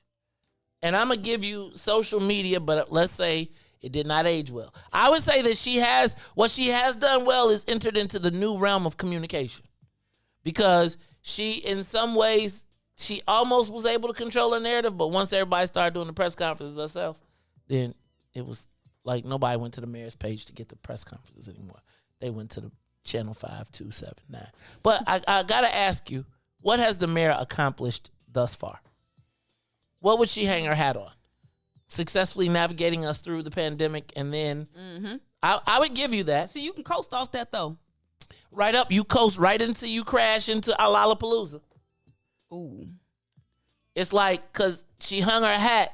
There go that social media again. Remember the video, the social media? Hey Perry, look y'all, we've tested it, right? Remember they were sitting outside in their socks in the lawn chair, the Dr. Arwady socks, and they call up Perry, the high rock star, and say, hey, we gonna have the Lollapalooza, and that was the reopening, and that was, like, to me, the reopening of Lollapalooza was like the signal to white people, like, I understand your fear. I'll take your white suburban kids from the suburbs and let them come spew themselves all over our city. Mm-hmm. Create a COVID cloud and then come back. A COVID cloud? Ruthie, can I ask you a question? Is COVID airborne? Yes. So if all the people breathing and we don't, and I just want to say, they told us that they had a foolproof method to stop non-COVID people from coming. But now it's, you just got to show up. There's no verification process. They say they hope you wear a mask. And then think about this. The governor said he's going because it's safe, but he's vaccinated and he's wearing a mask. Right? So he was like, the mayor's saying you're safe if you're vaccinated. The governor's like, you safe if you go if you wear a mask. He going so he can wear a mask. But Ruthie, you don't think that a COVID cloud will exist if all these white kids are breathing and spewing and sweating and funking it up and mud hopping and passing around, and they keep on breathing? You don't think there's no particles that go up in the air? And I'm saying, I think you're right. I'm saying, so if you are, I'm saying I'm not even going downtown this weekend. Like, I'm not even, because I feel like I don't know if it's COVID in the urine. I don't know where it's at. And if it started flowing off of that, right, you know these white kids I'm going to say like this, and I wouldn't stay in a hotel in Chicago not downtown for the next 3 weeks. And I'm telling the white people that the Airbnb people that's staying at the Airbnb, we putting a sign up that say, stay your COVID ass that way. I mean, I think Lollapalooza does go against everything that everybody is saying we should be not doing, like that we should be doing. But we know what it is. What is it, Ruthie? No, we don't. That the economics of it all outweigh how much does the death risk. How much death does that cost? So the thing now is you can divert the blame and shift the blame for that. You could blame it on the unvaccinated. Well, not just the unvaccinated, but then you could talk about a breakdown in the protocol somewhere. So trust and believe that if this is a major outbreak, we ain't gonna call it a COVID outbreak. It won't have nothing to do with. This. It'll be more so related to the protocols and the failure in the protocols or a breakdown in the protocols, or they're gonna blame, like you said, it's gonna be on the unvaccinated. Oh, they weren't keeping their masks on. Ruthie, but they don't even have a way to verify that you're actually vaccinated, because it ain't no rapid test like. Ain't they doing checks? What they checking? I think your piece of paper that you scan. They ain't Ruthie. They not doing this. They not saying lean your head back. Let me switch this around and go stand over there for 20 minutes until we get there, because it'll take for 2 hours till we get it. Nah, that ain't what's happening. It's like you gonna show up to the gate and it's like you pay for your ticket. Who's stopping you? Who gonna check me, boo? What is it? A holding pen? And then if they put you in a holding pen, is it like you putting them in a higher proximity of COVID because they had the people that ain't unvaccinated in the holding pen breathing in? No, cuz. Well, okay, so another way you could look at this is that this is an experiment. And we finna see what's gonna happen. And if they pull it off without a hitch, then it was a world. This is Lollapalooza. Everybody watching. So if they pull it off and it's cool, then it's like, okay, we can live with this. Man, so if it don't go right and it becomes a failure, then Maria Munoz hit a point that I thought was really great, which was, and I said this last week, was then will they cancel all of our events after that Lala outbreak? Will they cancel everything else? So here we didn't get any of our stuff. They had opened it up to have Lala, and then nobody. I don't know that Chicago itself benefits from Lala, like Chicagoans. Yes, the restaurant industry, etc. But I feel like I'd rather know that we kept small businesses and small entertainment venues where we all gather open, as compared to having this corporate event that's going to shut. I feel like, look, y'all, we already at 70. We're already at 200 cases a day. They want us to start masking up. Dr. Arwoody said yesterday they already expect us to get over that. Now, once you have this Lollapalooza, it's like they're planning for us to go back already. Yeah, and they want to get this one out the way. Let's do this. Let's take a quick break. We're going to get some traffic news and the weather. And then we're going to come back because I also want to talk about, I still want to find out, what has the mayor accomplished? Because maybe she shouldn't run again. I don't know that she's done anything. And then I want to talk about this police deal because Ruthie said it's a game of cat and mouse. I think usually when they say cat and mouse, it means somebody lying, right? That's what cat and mouse really mean. Somebody is eventually lying. And when the mayor said that she had no knowledge of a deal, that they didn't know it was a deal, it kind of makes her look kind of crazy 2 weeks later for her to announce that there is a deal. It's the Maze Jackson Show. We'll be back after these messages.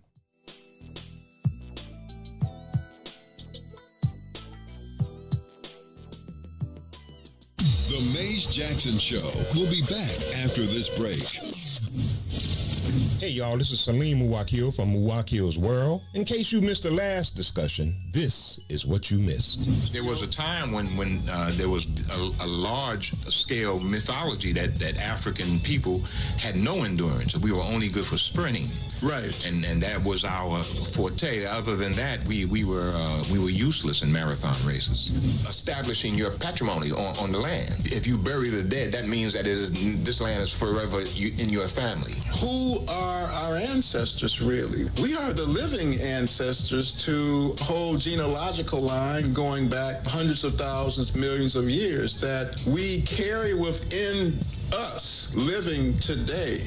Everyone who preceded us. Mm-hmm. You know, however, that conception took place, whether it was violently, with rape, or whatever the case, but we are them living today. That's why it's important to understand our capacity, man. Our capacity is unlimited. We have unlimited potential. Absolutely. So make sure you tune in Monday, Wednesday, and Friday from 11 to 1 p.m. on What's in It for the Black People Media.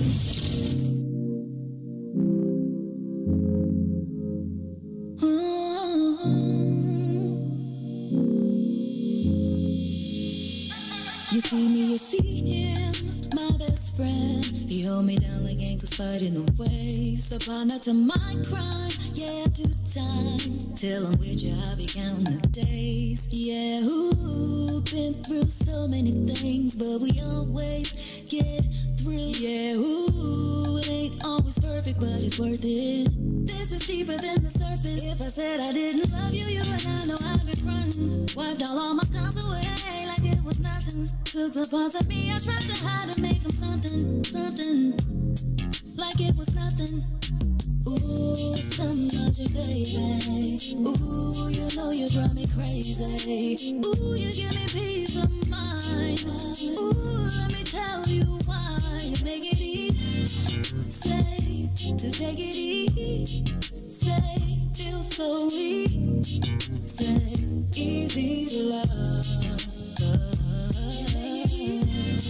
Say, to take it easy, say, feel so easy, say, easy to love.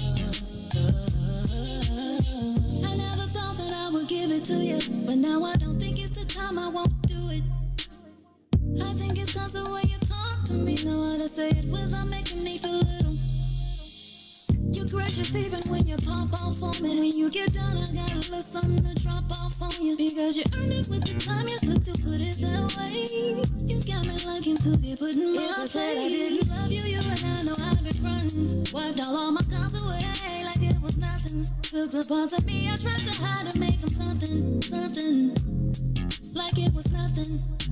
Ooh, somebody, baby. Ooh, you know you drive me crazy. Ooh, you give me peace of mind. Ooh, let me tell you why. You make it easy, say, to take it easy, say, feel so easy, say, easy to love. Easy to you make it easy, say, to take it easy, say, feel so easy, say, easy to love. You make it easy. You make it easy. You make it easy. And now, traffic and weather. Good morning. What's in it for the Black People Media family? The time is now 7:42 a.m. and I'm Reese the Ruler with your Chicagoland area sports weather and traffic update. In sports, the Chicago Cubs was in action against the Cincinnati Reds last night. Javier Baez comes in to pitch hit in the bottom of the ninth with the bases loaded to get a walk-off single as the Cubs win 6-5. The Chicago White Sox went to Kansas City to take on the Royals. Bats were a premium as they lose 4-2. On the traffic on the Kennedy to the Loop, 36 minutes. Outbound to O'Hare, 50 minutes. On the Eden from Deerfield to the Exchange, 48 minutes. Exchange to Deerfield, 52. Eisenhower, Thorndale to the Loop, 47 minutes. Back out to Thorndale, 40. On the Stevenson inbound from 355 to the Dan Ryan, 51 minutes. Outbound, 34 minutes. On the Bishop Ford, I-80 inbound to the Dan Ryan, 36 minutes. Outbound, 37. DuSable Lakeshore Drive, 55th to Jackson, 9 minutes. Jackson to 55th, 8 minutes. Randolph to Bryn Mawr, 8 minutes. Bryn Mawr to Randolph, 7. Dan Ryan, 18 minutes to the Loop, 15 minutes to 95th. Today's weather, it is 77 and mostly sunny. Today will be a high of 91 and a low of 74. I'm Reese the Ruler. Now back to Ruthie and Maze on the Maze Jackson Show.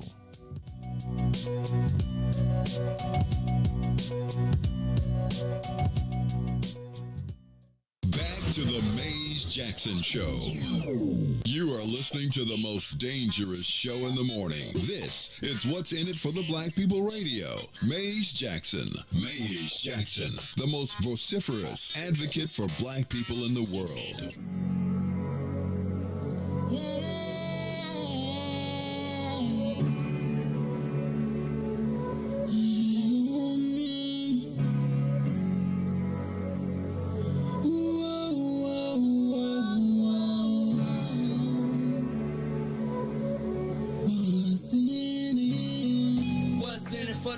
People, cause economically we are not equal. Waking up to lies, can't doze no more. I told y'all, yeah, this a dangerous show. Don't go to church if you ain't trying to help us. Don't even try to be around and can't protect us. We see the lies, not other politicians. We need money and no symbolism. It's Maze, it's Sonia, and Ruthie and Todd, explaining how we all come from God, giving us tools to beat the odds. If we're united, our movement gon' stop. If they ain't tryna help us, they ain't tryna do nothing. We gotta do something, we gotta stop running.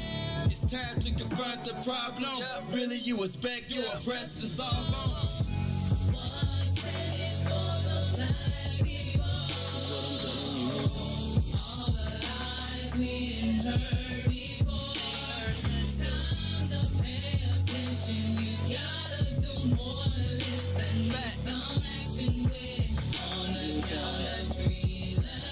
Wake up, Chicago. Wake up, world. This is the Maze Jackson Show. I'm your host, Maze Jackson. Got my co-host, Miss Ruthie. Miss Ruthie Mo. Ruthie MFMO. More fun. Ruthie, more fun. More? How about that? I like that. All right. We're going to use that. Ruthie MF and more. More fun, more fun. More fun, more fun, more fun. Shout out to Double J, who called in to say that the White Sox lost 4-3, not 4-2. Reese, we got some real serious Sox fans out here. Uh-oh. You gotta get that right, man. They be serious about it. And they will. Lost. They will. Oh, did you say they lost? They lost 4-3. Hey man, but if you betting, 4-3. But you know you gotta think about all these people who be betting and stuff, man. They went to go log in and you messed they spread. They thought man. Reese, you supposed to, hey man. You could have got somebody hurt. Let me just say this. I'm just tell you, right? Now, if you do it, the people gonna expect it. You know when they hear Maze said, right? They know that they be like, he ain't lied to me yet. So you just got to make sure. Reese said. Nah. Can I tell y'all something? If your joint got said in it, like if your hashtag, if your anything got said in it, just tell the truth. It was a derivative of you was thinking like, I can't say what this Negro said, so I got to say something else. But like again, if your May said, right, it's been conjugated in a variety of ways. I'm just telling you, it's conjugations. But if your joint got a said in it, you know the hashtags are verifiable, right? So you know we could just put a date on it. I'm just letting you know. I'm such a Maze Jackson. All right. So speaking of said, the mayor said to us that there was no deal. Meanwhile, Ruthie's boy John Catanzara said it was a deal. He jumped out and said, yo, it is a police deal. We've got a deal. It's going. Now, he been saying this for like 3 weeks. They went to the mayor. They said, Madam Mayor, John Catanzaro, are you excited about the deal? She said, what deal? Mm-hmm. Like what emails? He said, Ruthie, wait, you supposed to be on the mayor team. You blow. Yeah, I thought you was supposed. You can't be on John Catanzaro's team. So Ruthie, let me do the thing. You done stole the punchline. I ain't on no team. You on the team. Stop that. So Ruthie, here's what happened. John Catanzaro comes out of the room. Remember when he came here and he said they had been negotiating, but he could never get somebody who could tell them yes in the room? Mm-hmm. Well, apparently Paul Vallis has been handling the negotiations for the police union, and he said two weeks ago, John Catanzaro said they had a deal. Then, like, after the mayor came out and denied it, then Paul Vallis came back out and said, no, we have reached a deal with the police department. Mm-hmm. The mayor's like, no, I don't know what y'all talk about. I have no clue. I don't know why they're making this stuff up, etc. And then here we are 2 weeks later, Ruthie. And guess what? There's a deal. Now, I don't know. Well, I do, because you stole the punchline. But I was gonna say why. I don't know why the mayor would say that that they weren't even in negotiations, or imply that she didn't know about there being a deal. Why would she do that only to once again have a deal announced? It seems like the mayor, even when she knows that the train is coming, she can't help herself. But like, if there's an opportunity to give a dig at somebody, she'd rather take the dig than not get hit by the train 2 weeks later. Because every time you hear the mayor say something, mm-hmm. like definitively, when one person says yes and the mayor says no, I'm always believe the other person. And then 2 weeks later, the other person was right. Well, not technically. I think she ain't trying to negotiate in public. She ain't trying to do that. She did with CTU. No, boy, you see what happened. And so she is not interested in playing politics. As a politician. With these people. She's trying to be the mayor. And likely they weren't even supposed to be talking about what was going on. They trying to negotiate in public, likely to gain some type of leverage. So she ain't going. So, but she went because she just asked them all to sign up. Probably when it was the right time for them to be talking about it. They probably had agreed upon something, and John Catanzaro and them, got their own agenda. I like the other one. What emails? I like that one. That's better. what I'm saying. What emails? What? The mayor be like, what are you talking about? What secret police technology program? See, and that's why, Ruthie, when they say, what Ring camera video, I'd be like, it's just a matter of time. It is just a matter of time. But then here's the other part, Ruthie. If the mayor doesn't know that this is happening, because to me, it appears as though, like, this announcement makes her appear just a bit inept, right? Like, she could have been coy. She could have been like, talks are being had. I'm not sure that we're there yet. Nope, because then y'all would have wanted to know what y'all talking about, what's going on, why ain't this transparent? You be flipping back good. I like the emails better. Y'all can't have it both ways. I know. I like the email thing. What y'all want? We want you to tell the truth. True. That's it. True. That's it. And so this is the thing that I thought was a big deal, Ruthie. First of all, I think that this is a big deal that they've got this deal done, and that it appears to me from the outside, if I was selling this, that the mayor is disconnected. I would say that in her briefings on a daily basis, if she was not aware that they were approaching a deal, right, then someone's failed her in briefing. But do you really believe that? Yeah. You believe that she didn't know? Yeah, I think when I look at her response, no way. Yeah, I do. There's no way. She is like the mayor, the police mayor. What emails? She is the police. If she is the police mayor, then you obviously did not read the report from the police. Not the inspector general, but the police oversight lady. Police it's like her thing. Not really. It's not. That's what's supposed to set her apart from all the other mayors. Was her experience in these police negotiations and whatnot. How did it work, Ruthie? How's it worked out? We see how it worked out. So I'm just telling you. Here's my thing. My question is, and I feel like she didn't know. I think she knew that there was negotiations, but I don't think you come out as strongly as she did, saying that we're not even close, and then they show up 2 weeks later. Here's what I'm thinking. Here's my question, though. Is the city moving on without her? Right? Like, like I always say, like, there's a time when the mayor is like the mayor. But there is an engine that makes this city go that even the mayor has to capitulate to. I want to know who was authorized to negotiate and close the deal with the police. And why didn't the mayor know? Is the negotiation happening in spite of her? Have people started to say, we're going to do what we want in spite of the mayor? No, I think it's you don't necessarily want to be connected to the mayor because it can tarnish and sour things that are trying to proceed forward. Because there are a lot of critics of the mayor right now. Who is critics of the mayor? Everybody. So if you're trying to, the black media, the white media. What black media? The liberal media, the right-wing media, the social media, every media. Not national media. They love her. It's so exactly. So that's why she got to play to her base. And so the thing is if you got any causes connected to the mayor, you gotta do the risk analysis related to that. Should the mayor be connected to this? Something with policing? Probably let's just wait till it's done and then bring her in.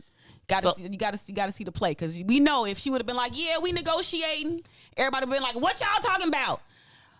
So it's just because she can't win. So it's like let me be cool. We know you still a part of this, Lori, Mayor Lightfoot, but you can't really put your name on this right now. So be cool. Don't say nothing. Ooh, Don't Ruthie, say I know nothing. how that feels. I know how it feels when you be like, you be helping the people and they be like, shh, we can't say your name. You can't work. You can't eat. You think the mayor's at a point where people be like, if she's involved, they don't want nothing to do with it? Just secretly. Secretly? Wait. I think it's just it's more secret. What you mean? Because I think she still got her ties and stuff, but you can't go all in unless you all in. And I think she understands her position within Chicago right now. So I think she okay with sort of falling on the sword. That's how she look at it. She's like, she falling on the sword for all of this stuff. So that's how she gon' brand herself as a hero nationally and then start go on off a book tour and never come back to Chicago. And I mean, she gonna come back and she gonna be live. She gonna be loved in You certain think she parts. gonna be loved? Yes. Nah. Whatever happened to certain James? parts. She gonna be. What certain parts is that? In the parts where she got her base. Where is that? I think it's like somewhere on the north side. You think she still got a base? Yes. Who is it? No, that ain't. They can't tell. You can't say nothing. Ruthie, you've been at the party, you know. No, but think about it. If you cozying up to the mayor right now, it might not be a good look for you. Does the mayor know that? Yes. That's why she feel like she falling on the sword for everybody. She trying to go out strong. A hero. So let me ask a question. Do you think that the mayor is setting it up to leave office? I think the mayor is setting it up so that if she was to leave office, y'all can't say that she ain't leave under her own fruition. She bowing out. You see, she already set the play up. She name dropped people that was already leaving. The cop out. I say take it. Cop out. Take it. It's a really nice reason to not run for re-election. Let me ask you a question. Could the mayor do you think the mayor should run for re-election? You think she got enough time to clean it up? Like, does the mayor have enough time to rebuild relationships? Or is it one of those things where it's like you get what you can get? That's a good question. Like, does the mayor have any time left to build? Like, I feel like everybody she can make a friend with. I think that she can't find no black men friends. Ain't nobody gonna trust her. I think that if the mayor wanted to, she could reforge alliances. She had to pay first. I mean, however people do it. Like, I think she could if she wanted to, because it's always a quest for power and money and money, or is it the money and then the power? I don't know which one come first. Well, I think depending. I think if you got real power, then you can make money. But if you got money, then you can buy power. Right. Think about the current like state of society. Like the mayor is like making history. That's how she been history as what? The lesbian gay mayor? At the first, as well as at what other, I think people are tired of the first. After Barack, the first is really just a play. But what other mayor has taken us through a global pandemic? Like this is like, did she really take us? She took the penguin. You got to think about legacy and what that means in terms of how people shape their own narratives. I am the first mayor that Lori Lightfoot is about to be in the school books, in the curriculum. Whose curriculum? Come on now, it's historical. So she's cementing her legacy in that way, and in about 10, 15 years, we gonna be to forget a lot of the stuff. Tennille said all the black people ain't upset with the mayor Invest Southwest. Right, I'm just letting y'all know they invest in Southwest, so when y'all move, that they'll have good stuff left. Yeah, pay attention. Let me just say this, because it's funny. We talked about this yesterday, but think about, as you talk about all of the places where these investments are going, the land has already been cleared. Like, you done already went through your violent stage. You done already went through all the stuff. So now it's easy to invest billions of dollars on the Southwest side when, you have kind of cleared out. The big issue on the Southwest side was what? Inglewood, right? Now Inglewood's got one of the lower crime rates, better housing stock. They got a Whole Foods.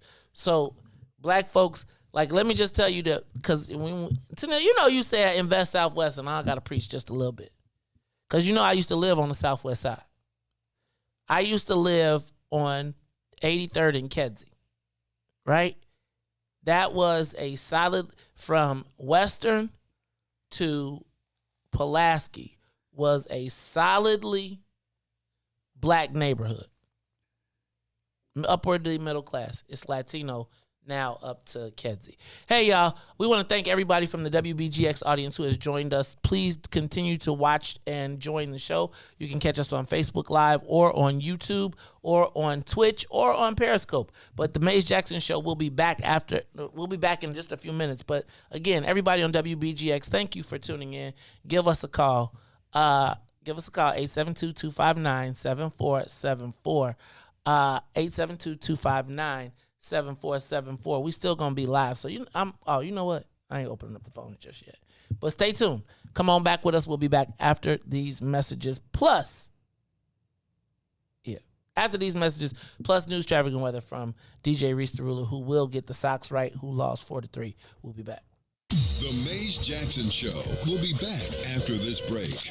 Maze Jackson. If you could make up a social media holiday, what would it be? Randy said National Don't Let No One Put You Down Day. No one. What you gonna do? So when they say something crazy, you slap them? Be like Maze said. Randy said a Jukathon Day. Man, we're about 60 years old. I be done had a heart. You gotta get your heart rate up. Okay, not that far. Yeah. All right, Mario said my favorite one. My friends and I do what we call National Call Off from Work Day. As a business owner, I don't. You don't like that? Yeah. I don't like that. Because I'm the boss of this thing. We got Marcus Garvey Day from Remy too. Oh, Marcus Garvey Day. All right, what will we do on Marcus Garvey Day? Call off from work. I'm going to need you to go ahead and come in tomorrow. That would be great. Okay? Yeah, right. Every black holiday has something to do with calling off from work. You're cool. I'm out. How about National Join a Positive Black Organization Day? Because I don't want to be recruiting. I don't want to be recruiting and the brothers be like, thank you. Thank you. How about National Tell White People the Truth Day? Tell them how you really feel. You can't handle the truth. Why don't we call that National Black People Get Locked Up Day? I'm going to tell them there's an African-American man threatening my life. Hello. The most dangerous show in the morning.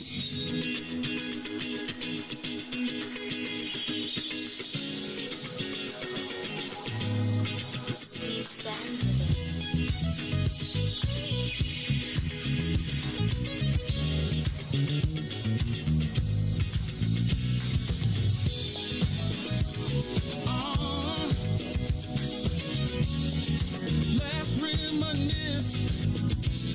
Yeah. Woo.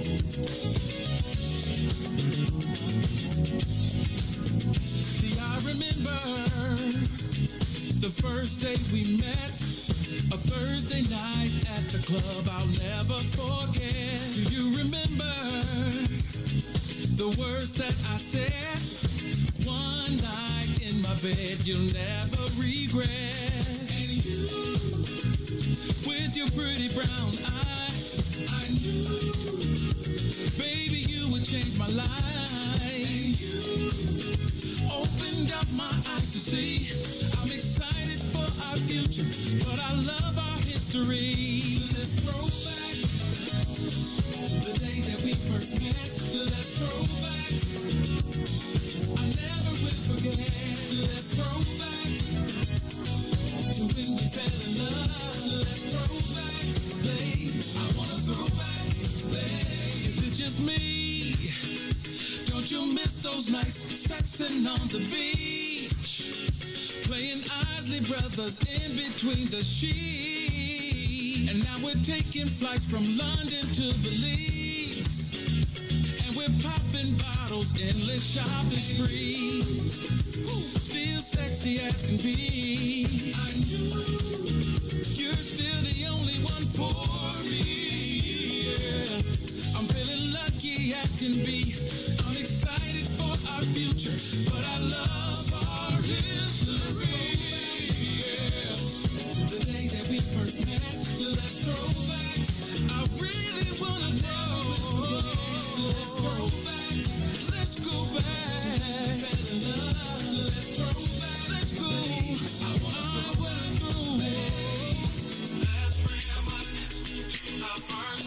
Oh, come on now. We were making love to the first time we let's reminisce of the whip. We were making love. Come on now. Let's throw back. Oh, all I wanna do is throw it back. That's all I wanna do. Come on now. Let's throw back, babe. I wanna throw back, babe. Let's throw back, everybody. Let's throw back. If you love somebody, let's throw back. Talk about the love. Let's throw back. Let's throw. I wanna throw back. Reminisce on how it used to be.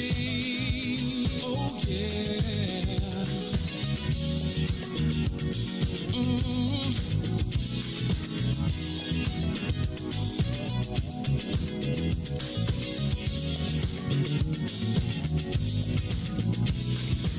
And now, traffic and weather.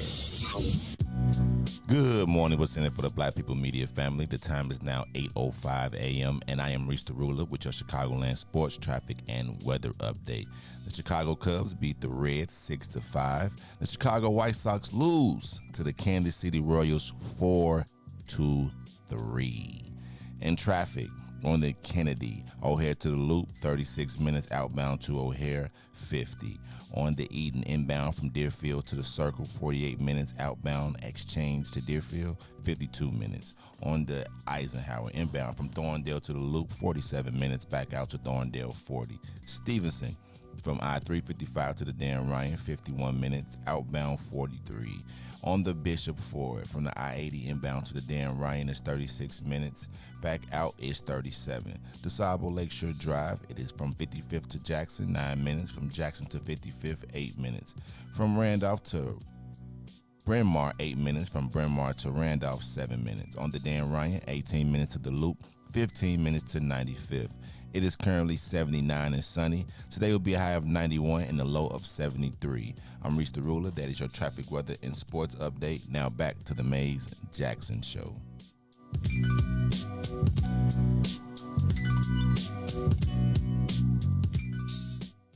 Back to the Mays Jackson Show. You are listening to the most dangerous show in the morning. This is What's in It for the Black People Radio. Mays Jackson. Mays Jackson, the most vociferous advocate for black people in the world. For Ruthie Moore, for Todd Stroger, I am the host of the Mays Jackson Show, asking every single day, what's in it for the black people? And if you don't like it, you can still tell them Mays said, Mayor Lightfoot, man, we ain't accepting that. We ain't accepting that. Let's go. Yeah. Let's get down to business and go ahead and address the facts, man. Lightfoot seems more lesbian than black. Rahm Emanuel's another case. He was just as tired. 50 closed schools left much to be desired. Police had Anjanette naked on that body cam. They suppressed the footage so it couldn't touch a lot of hands. Reminds me of that 16 shots in that cover-up. Both of them similar, so I went and dug it up. George Floyd killed, a lot of riots happened in the town. Southside burned and they wouldn't let them bridges down. Grandmother sick, need a prescription and plus a couple groceries. You gon' have to travel just to get it now. COVID-19 out here shutting all the business down. Not enough SBA loans to even give around. So many failed businesses that you could put them in the pile. If you don't survive the pandemic, it's gon' sit you down. We sing, dance, play ball, entertain, and crack jokes. Government infested black neighborhoods with crack smoke. System that milked us so bad, we got lactose. Still trying to find out what's in it for us black folks. We sing, dance, play ball, entertain, and crack jokes. Government infested black neighborhoods with crack smoke. System that milked us so bad, we got lactose. Still trying to find out what's in it for us black folks. Shout out to Willie Wilson, hope one day you get to send it. We need some different players in the game to handle business. Too many shady characters like Madigan and Blago. But when you really break it down, it's typical Chicago. City full of gangsters, it's what the land was built on. Same streets with hood legends, DNA get spilled on. Carjackers out here lurking, trying to get they steal on. Looking for a block to put them Hellcat wheels on. Let us give bogus appraisals a red line. Car crackers out here getting minimal fair time. And I'm concealed carry, I stay with the pipe. But Illinois gun laws giving minimal rights. Stay up on the swivel, make sure I'm moving tight. Check all of my mirrors when I pull up to the light. Pick my homie up from out of town, man, he caught a flight. He was hella nervous, told him, shorty, this a way of life. We sing, dance, play ball, entertain, and crack jokes. Government infested black neighborhoods with crack smoke. System that milked us so bad, we got lactose. Still trying to find out what's in it for us black folks. We sing, dance, play ball, entertain, and crack jokes. Government infested black neighborhoods with crack smoke. System that milked us so bad, we got lactose. Still trying to find out what's in it for us black folks.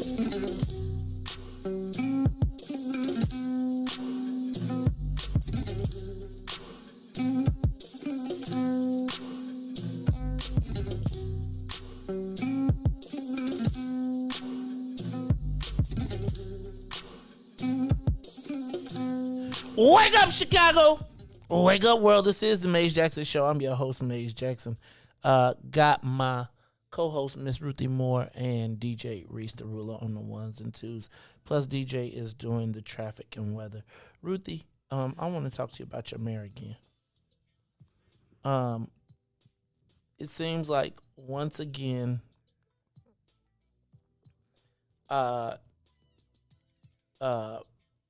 she is taking an opportunity that almost seems like a no-brainer, putting her spin on it, and now it looks like it could be a real challenge. Ruthie, have you seen the story about the fact that the VGT, not VGT, have you seen the story that the casino operators are saying that now they may not want to, open up a casino? Two of the biggest players in the casino business have already tapped out. The third largest is saying they're still checking it out and there is still another option. But the mayor, it seems like, has put in some onerous requirements. Oh, okay. Regulations. Not regulations, dreams. Right? Because regulations are more like rules. Mm-hmm. She said that if you're going to build a casino in Chicago, you have to build a luxury resort. Not a casino, not 4 walls where you can put the machines, but a luxury resort. She also tried to tax them at 72%.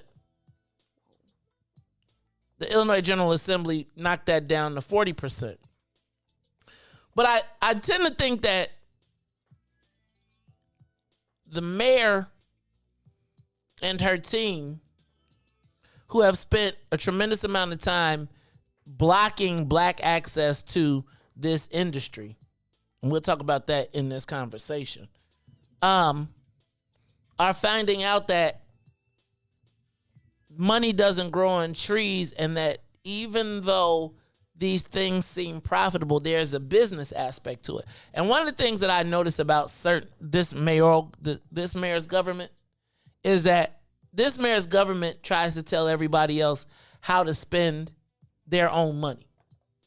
So when you hear about developers and you hear about people who come to Chicago with great projects, it's like they've really thought about, a lot of times when they present a project, there's economic concerns. Don't get it twisted. They're going to make money, but there's a certain amount of upfront capital. The mayor basically wants a $1 billion development for this casino. Now, it will make money, but will it make money for people to make their return on investment? But it also got me to thinking about what is happening in the rest of the state. Did you know that right now the biggest operators in the state are, and let me also back up.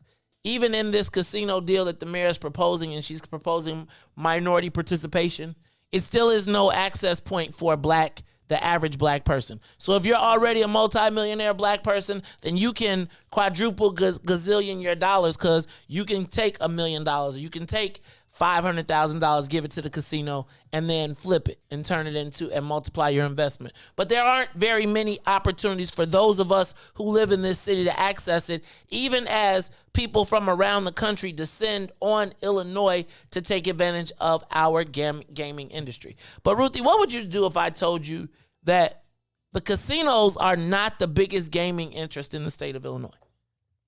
You know what the biggest gaming interest in the state of Illinois is? Some type of technology or something.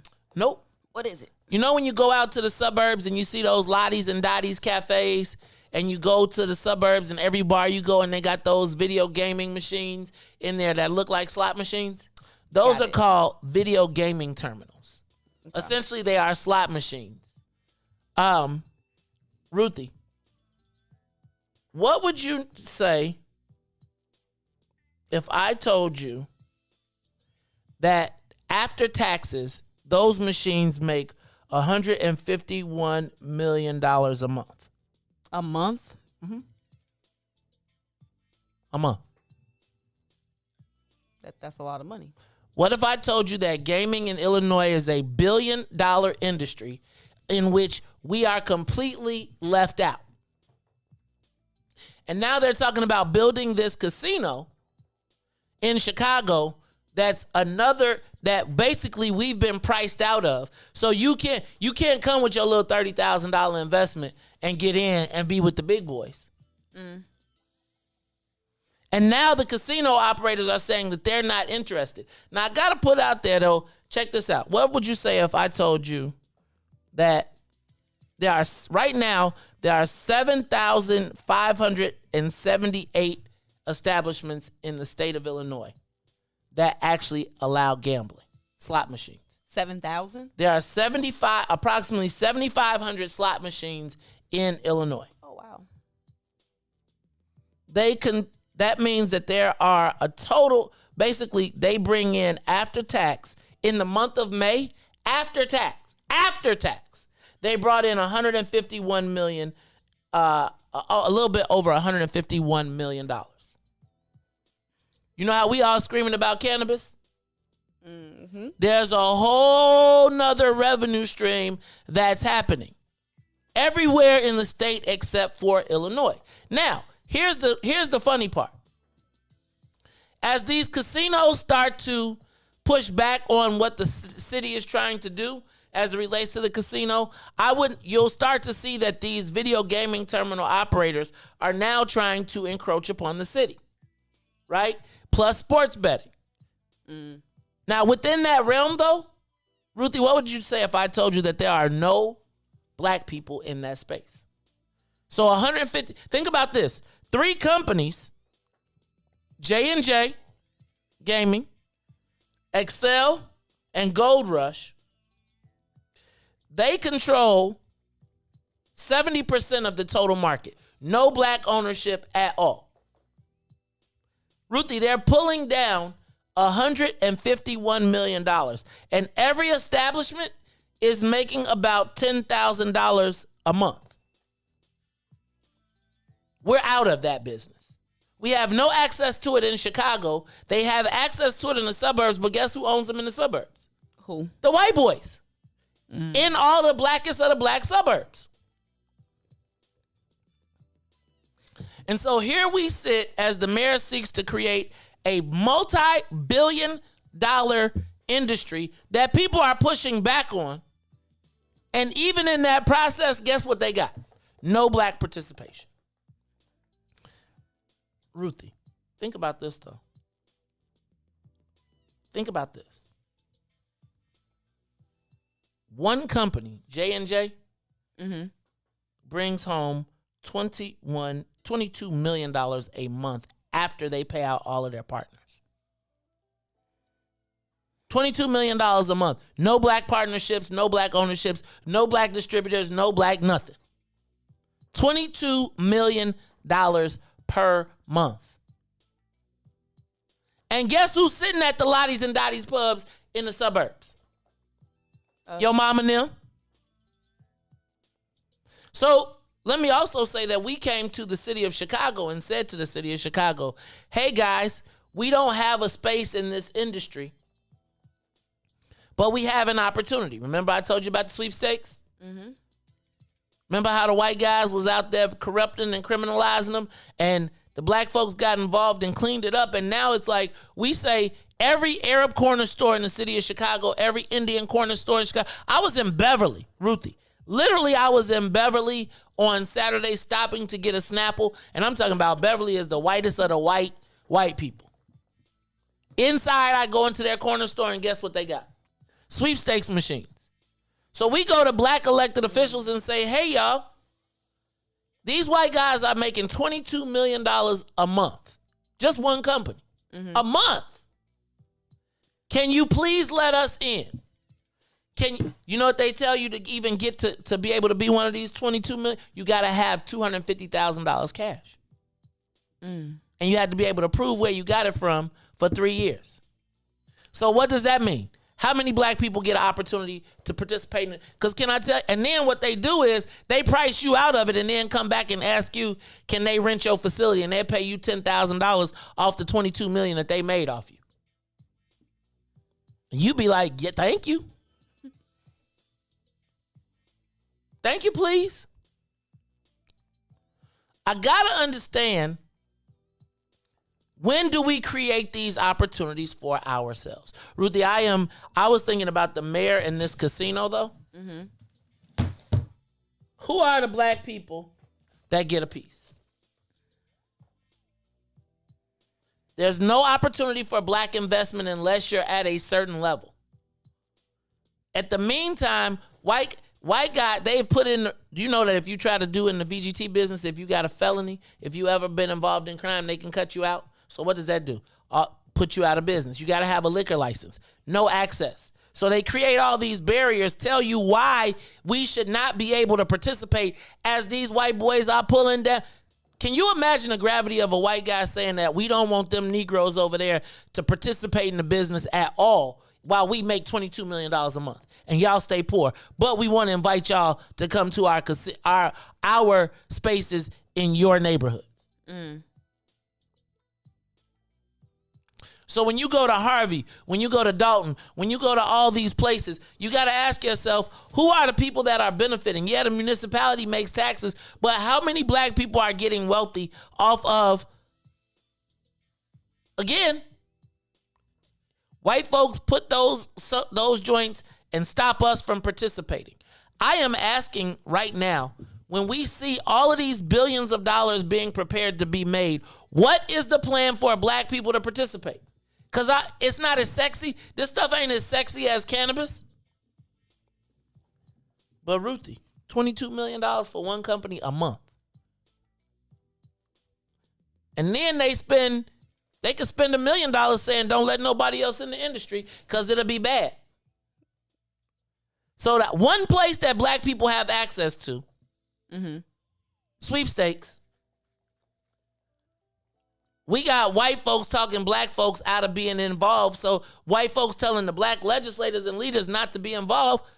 Because why? Because they don't want you to be able to compete for your own people in their game. politics, though. Shut out the competition. Yeah, but why? My point is, that's white politics being executed on black people. How do we look at but see, it's because we have not defined what black politics is. We keep trying to play the same game, and we can't play the same game the same way. We don't have the same outcomes, so we got to play the game different. And so my point is, though, Ruthie, is that how do we get black people to ask, why is it that white people are so concerned about black people not having an opportunity? Like, here's my thing. So these VGT operators, they come to you and tell you about all the bad things that happen with sweepstakes and all of that and how it's terrible. First of all, people in sweepstakes are begging to pay taxes. Let's start there. As black people, we're asking for you to give us an opportunity to pay taxes and participate and create the space that you create for white folks. I was looking at this. The city is begging to have casinos and in the meantime are telling us we're going to say no to you passing sweepstakes and which we can be collecting money on within 30 days in the hopes that these white boys from somewhere else are going to come in and bless us with $1 billion. And you're in the same time cutting out all of the black folks who have an opportunity. Meanwhile, the Arabs and the Indians are doing it all day long. And then you got the $22 million a month company coming to black legislators and black people saying, don't let them Negroes participate because they might figure out how we making money. I don't understand how we allow ourselves to be talked out of the game. Like, how are we convinced? Walk like a duck, talk like a duck, and the white guy can convince us that it ain't a duck. It will be bad for black folks to have an opportunity. What opportunity do we have in any of this industry? Like sports betting. Remember I told you white boys made $45 million in one day. 10 people split it and bounced. They opened up sports betting on teams in Illinois. Black kids gonna be getting betted on, and we can't even bet. We can only bet. We can't place the bets. Where's the black sports book? Where is the black sports betting opportunity? Right? Like, these people create and write laws, and now we saw the mayor write a law that is basically going to price herself out of having a casino, and at the same time pricing us out, saying we can't participate in the meantime. And to top it all off, they say, don't let them have nothing, and the white boys say, well, we'll keep making $22 million a month in the suburbs. But don't let them Negroes eat. Starve them in the city, and so when the mayor finds out that they can't get a casino because it's more profitable for us with these VGT machines, guess what? Then they get in, and we still been priced out. As compared to letting us get in and then having a share of the market that gives us the leverage to go to the white boys who have been cutting us out of the $22 million across the state and saying, that can't happen in Chicago. Y'all can cut the Negroes out all over the country, all over the state. But when it comes to Chicago, if there are no black operators, if y'all ain't buying y'all machines from nobody black, if y'all putting them in these corner stores and y'all not giving none of the brothers none of them and they operating, y'all can't operate. Then to make it crazy, they got two white boys and a Latino coming to convince black folks that black folks can't participate.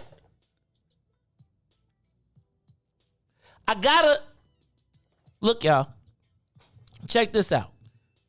Right now, if the black people could get together with the black legislators, black elected officials in Chicago, while they're waiting on a casino, we could be participating in building wealth and building up our economics so we could be ready when the casino comes to have investment.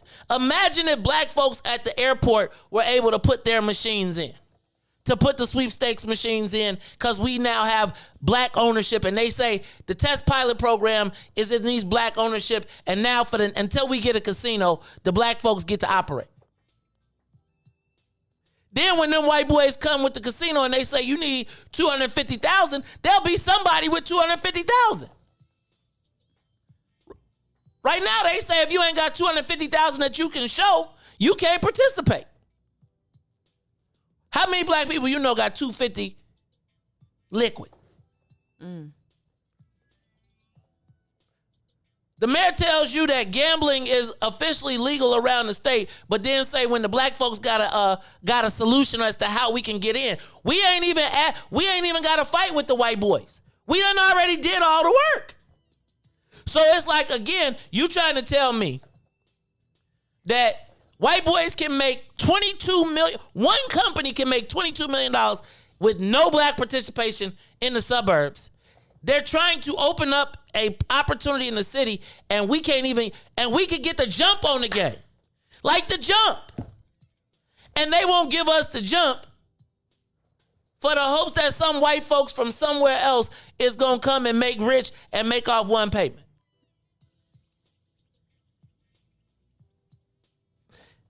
Like, I need for y'all to understand that the reason that you saw all of that sweepstakes stuff happening, and I'm gonna break it down because when I saw this deal about this casino, it just drove me crazy because the whole premise is, look, y'all, if we can build black saturation throughout the black neighborhoods, when the casino comes, it's one of two things. They either gotta buy us out or give us shares in exchange for the casino. And all of us can buy into this at a small, medium, or large rate. But what they will tell you is, no, we can't let you make money because the white boys won't be able to make infinite money. Mm-hmm. They say nobody makes money until we make ours. Sound familiar? Cannabis. Head start. We give the white boys a head start in our city, in our neighborhoods. Because can I tell y'all what's going to happen? You see all of those VGT machines that are in the corner stores and all the Arab corner stores, when they make them legal, guess what happens? They'll push those machines out and put in, because they'll have a liquor license. So they can put in the VGT terminals and we get completely cut out of the business again. As compared to being in a situation where if the city says they're legal, we can play too. All the while, they're telling us we can't participate at all until 4 white companies, 2 of which have said we can't even deal with your deal with what you're talking about. The third one saying, yeah, we ain't ready yet. And all the time, black people ready to be able to do the same thing that those white companies could do. And they saying no. Y'all can't do it. Y'all wait for these rich white guys to come and put their money and game plan together. And then we'll tell 6 of y'all can get $10,000 each and get in and y'all could turn into a millionaire. But not 6, it'll be 250,000 and it'll be the same 10 people that's already millionaires becoming re-rich even in the black space. Our birthright being stolen even as we have an opportunity to take advantage. All good when it was the white boys doing it. All good. White boys get in trouble, now black folks get cut out. Mm. And we trying to operate legit. Like we like, please pass a law for us. Please make us do all it, right? But the marriage it's 100% legal. Y'all know I went off on a tangent, but I just thought I'm telling you. Ruthie.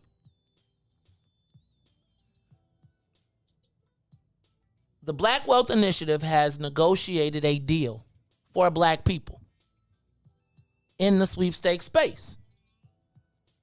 Now, it's essentially a prepaid version of those VGT machines, but if we have could you imagine if they gave black folks the opportunity to operate at the airport? You could start to create black wealth and black millionaires who have the opportunity and then put them in a position to flip so that how much airport concessions do we get? We watching these white kids do you know that these white kids have turned airport concessions into being the exclusive food vendor and the exclusive alcohol vendor of Lollapalooza and exclusive vendorship. So now you go to a black park or you go to a park on the south side And guess what? The liquor is being sold by white people.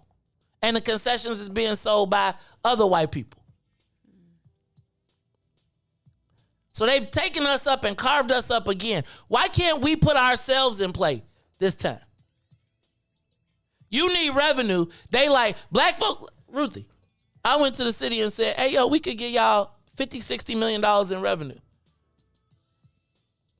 No, Negro, that's not enough. When do black people go to and say, give us an opportunity to pay taxes and we can help the city, and they tell you no, as they say, because we waiting on these white boys for 3 years.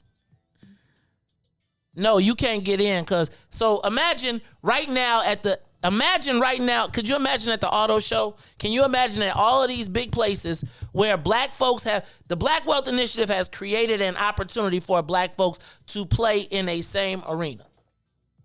Not at the same level, but be in the same arena.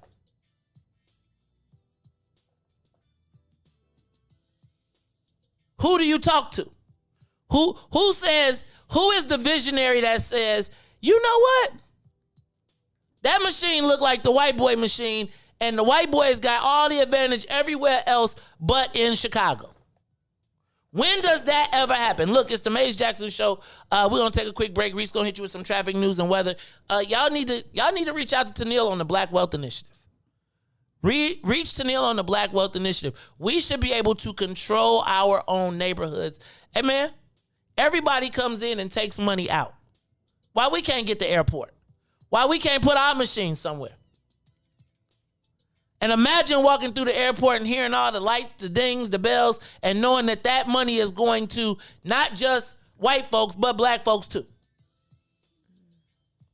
Imagine walking through the airport and the pride that you would have in knowing that as them people sit down in front of the machines, it ain't just, because it's always a story of the poor black folks that's in the neighborhood that's losing their money. Well, give us some of the white people money that's coming through the airport, that's got disposable income, that's waiting, that's buying $20 drinks. It's the Maze Jackson Show. We'll be back. The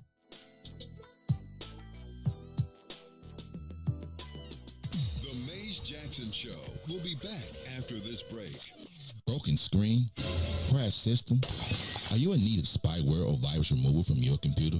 Well, contact RPC Computer Repair in South Shore and let us help you with all your computer repair services and print needs. Need office or print production services, copies, scans, fax, or even notary service? Then stop by and support RPC Computer Repair and Print Shop located 1741 East 71st Street in the 71st Street corridor, newly revitalized South Shore areas, and let RPC be your one-stop shop, where we believe RPC is your PC. RPC Computer Repair is also a UPS access point where you can drop off and pick up your important packages. So let RPC be of service to you. Call RPC Computer Monday through Saturday, 8 a.m. through 6 p.m. at 773-966-4457. That's 773-966-4457. Visit RPC at rpccomputeringinc.com for more information. And now, traffic and weather.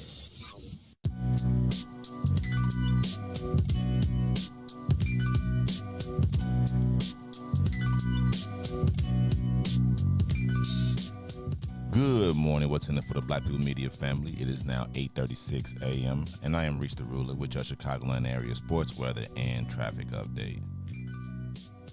In sports, the Cubs beat the Reds 6-5, while the White Sox fall short to the Kansas City Royals 4-3. In traffic on the Kennedy, O'Hare to the Loop 51 minutes. Back out to O'Hare is 48 on the Eden. Inbound from Deerfield to Exchange 40 minutes. Outbound Exchange to Deerfield 52 on the Eisenhower. Inbound from the Thorndale to the Loop 62 minutes. Back out to Thorndale 40. Stevenson from I-355 to the Dan Ryan 51 minutes. Back out will be 34. On the Bishop Ford, I-80 inbound to the Dan Ryan will be 36. Back out will be 37 on the Dan Ryan. 18 minutes to the Loop, 15 minutes to 95th. DuSable Lakeshore Drive from 55th to Jackson, 9 minutes. From Jackson to 55th, 8 minutes. Randolph to Bryn Mawr, 8 minutes. Bryn Mawr to Randolph, 7 minutes. Today's weather, it is currently 78 and sunny. Today will be a high of 91 and a low of 73. Now here's So Good. I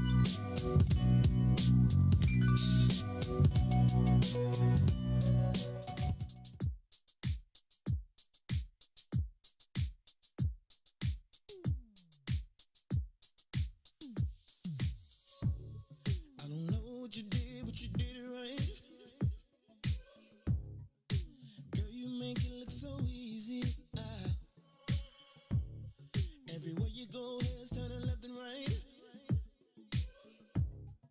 Can't say you a dime, you're a 20 piece. 'Cause girl, you're the reason I be acting funny. Everything in me telling me don't let you get away. And all the guys looking like they wanna love you. Every day I'm your body, got not over my dead body. Why you gotta look so good? Why you gotta look so good? Why you gotta look so good? With your hair done, nails done, when you put that grown on. Why you gotta look so good, good? With your hair done, nails done, when you put that grown on.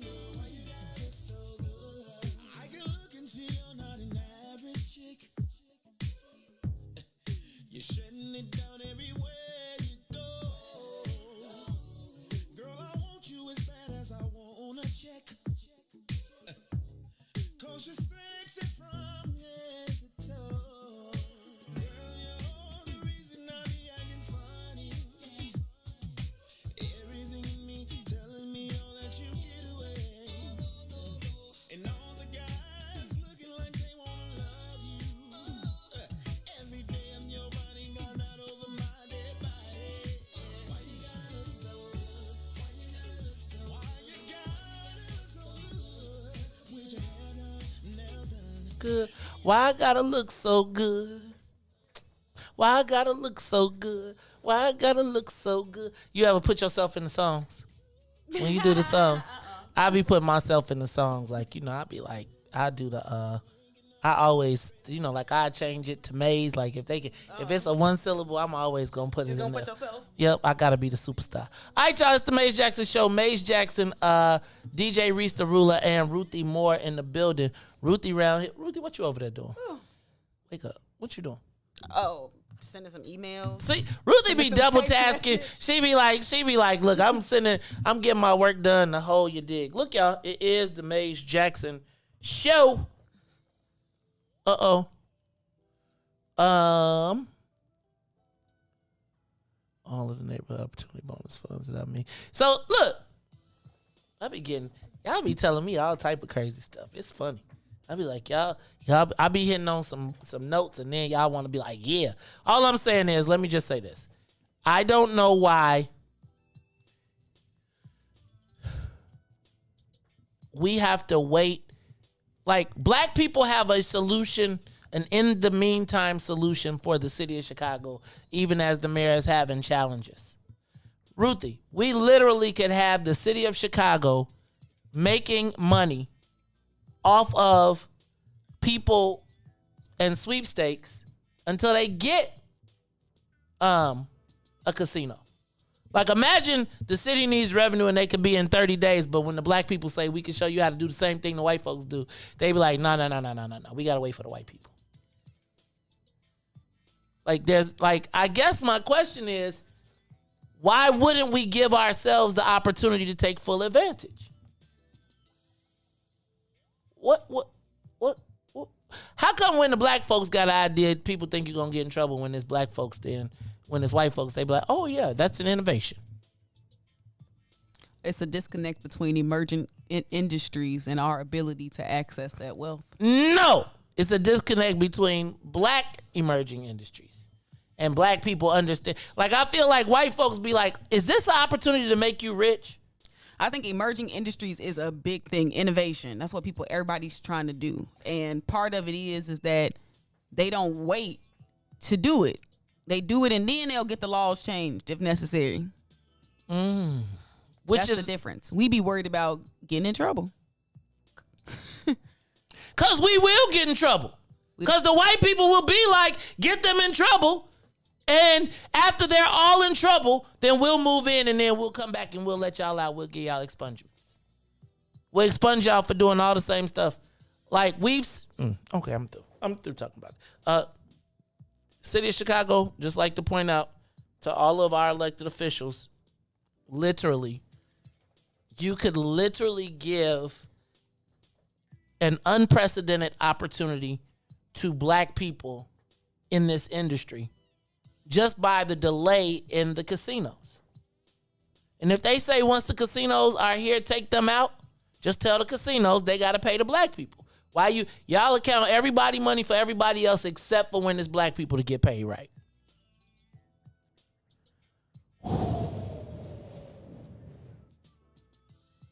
Hey, Ruthie. Mm-hmm.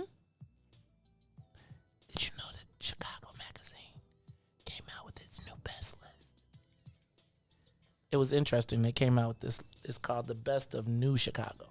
Oh. Ruthie, I was thinking some kind of way like, so I read this every year. The Chicago Magazine's the Best of Chicago. Mm-hmm. But it was interesting because this was different. Like I read it and it's like, usually it's the best of Chicago. And then it's like the best sandwiches, the best blah, blah, blah, blah, right? Oh, okay, that kind of Then stuff. you go through and it's like the top 10. But this says the best of, and I think this is important, Chicago Magazine, the new Chicago. So, I was like, what is the best of the new? What the hell is the new Chicago? And they described it as the people, places, and things that emerged stronger and as forces during the pandemic. Oh. So, I know y'all probably like, this dude be tripping, but this is all part of the interconnectedness of the conversation today. The best of the new Chicago, the people that emerged stronger or made a name for themselves during this pandemic. And I feel like the new Chicago, you're going to start to hear that more often, right? And so then when you start thinking about, remember all the stuff we've been talking about, the crime and violence in the hood, do you think that part of the new Chicago will be what we saw with Showtime, right? In the $500,000 investment. New Chicago is when you see $300,000 homes going up in Chatham. I must tell you that I appreciate all of the community organizations, like say the community development corporations. But do y'all realize that those community development corporations can change hands once the community changes? Good point. So Greater Auburn Gresham, right? Auburn Gresham is going to remain the neighborhood. It just depends on who's in it.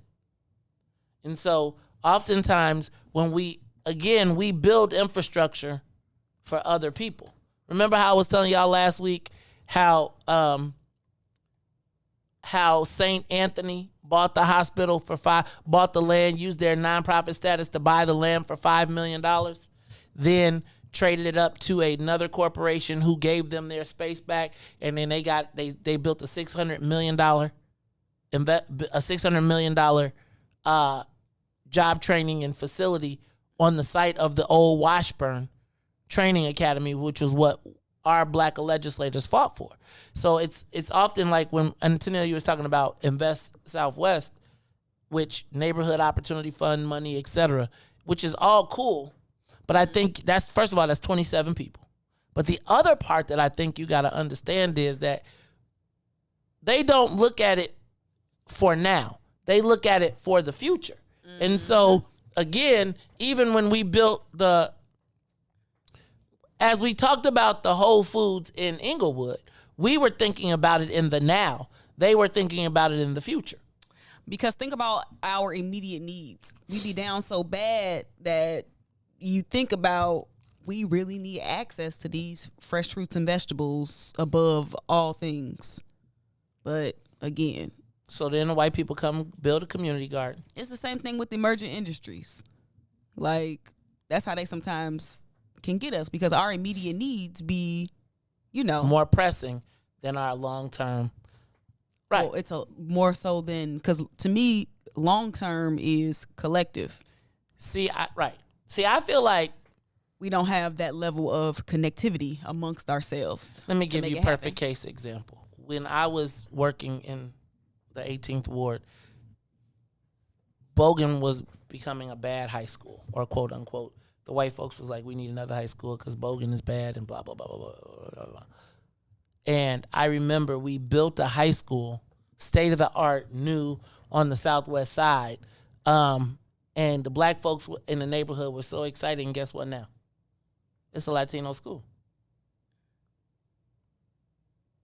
So it's like we become the force as to why they say they're doing it, knowing that we're going to be gone, and then they can occupy the space. And I think it's that best of New Chicago makes me nervous. But got me thinking about the best of Chicago for Black Chicago.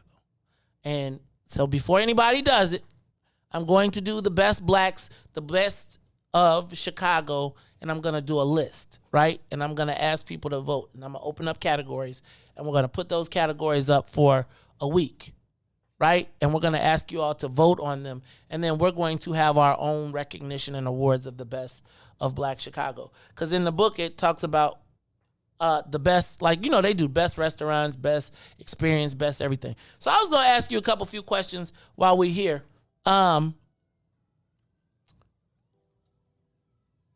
What areas do black people dominate in Chicago right now? What industry? Is there any industry or any arena that we dominate? Then I'm going to say, what's the best? So I got to say, do we still dominate in the chicken and fish industry? I don't think so. I really don't. I think we still have Harold's, and I think we have the classic battle of Harold's versus Uncle Remus. But the reality is, I don't know that we dominate in the chicken and fish industry. But who are the best chicken and fish fryers in the black community? It depends on what kind of chicken and fish you like to eat. Explain that. If you like corner store chicken and fish, then we know where you can get. No, I'm saying black owned. We don't own the corner store. Oh, well then no. So I'm gonna ask y'all who got the best chicken. It may not even be Harold's or Uncle Remus. It's this place in Roseland. You know where I had good chicken at? Where? Five Loaves. Five Loaves got everything good, but I heard they was. I didn't hear they was close. Yeah. Cause they can't get nobody to come back. But I'm gonna tell you, there's this place in Roseland that got some chicken, and they got this honey something sauce. I can't think of what it is. They got some bomb chicken, but I want to know who got the best chicken. I don't even know who fries fish anymore. Like real black fish. Like, no, I'm saying, like, I don't want no catfish nuggets. I want catfish steaks, and I don't like the people that fry with the sweet. You know, like, have you seen, like, how they kind of, like, the problem is when you go to all the places, it's either Harold's fries days too hard, right? It's like it'd always be too dark, right? Because I think they throw it in the grease. In the second, they use the chicken grease, then they move it over to the fish, and then they put the fish in there. Who does the best fried fish in Chicago? Remember how, like, y'all can't say Lawrence's, and y'all can't say, Goose Island. Right? Who's the best black at that? Who got the best black barbecue? I'm gonna tell y'all, and y'all gonna say, I watch y'all gonna say Limbs. But can I tell you that white folks done caught up on black folks on the barbecue? They really have. They just ain't got the tips down yet, but they done caught up on the barbecue. But who has the best barbecue in Chicago? Right? Y'all gonna say Limbs, Coleman's, right? Somebody gonna say Joe's. Joe's used to be my go-to spot. Then one day I seen the rats. I was like, ooh. Because I used to go to both Joe's. There was one on Madison, there's one on Chicago. Boy, I used to go to both them bad boys because there was a time when I did. But who got the best barbecue? What's the best bar in Chicago? Black bar in Chicago?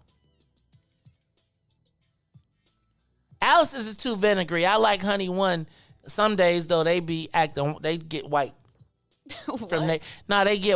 They sometimes Honey One. You know Honey One was a North Side white barbecue at one point. Who got the best sit down black restaurant? That's probably Virtue. Who got the best bar? I-57 cut their tips too little. Best lounge. Right? Like, what's the best lounge? Who got the best black clothing store in the city of Chicago? Black owned. Who? Oh, Pillars. Pillars are owned by and they owned by boys. Sigmas. I said I was gonna take my son by Pillars probably in the next day or two because I got to go step by. But like that's probably gonna be. Man, do y'all remember there was a time when Chicago was the black clothing capital of the world? Remember when Crew Sports was cracking? Y'all remember when Crew Sports was cracking on 87th Street? Who else? So who got the best barbecue? Who got the best clothing store? Who got the Pillars is the best clothing store? I think black owned in Chicago, like they coming up, NBA players with their stuff and everything. Really? Yeah. Is it Pillars brand or is it their brand? It's like a brand stuff. So they got their clothing stuff, but they sell like jumpers and shit. Stuff, but they have their own clothing line. Black owned. I think they own a fourth store in Chicago in like 3 years or something like that. Wait, they got 4 stores currently? Yes, they got the one on. Shout out to the men of Phi Beta Sigma doing it right. Yep, Blue Phi, you know all of that. What else we cracking in? Best black construction company. Best black lawn care company. Best small black business. Best place to smoke. Cigars. Black people for cigars. No, I'm gonna first of all, let's do this. I'm gonna ask you all to go to the Maze Jackson, not the page, but to my personal page, and I'm going to ask you for categories. But here's what I'd like to do. I'd like to identify a black best list that we're gonna vote on, and then we're gonna announce the winners, and we're gonna ask them to come all up in this joint. Right? We'll have them come in. Maybe we'll even give them an award. Because y'all know I plan on having the What's in it for the Black People Awards at the end of the year, right? So it may have to go virtual because I think we're going back inside. Ooh. But regardless, Joe Willie's.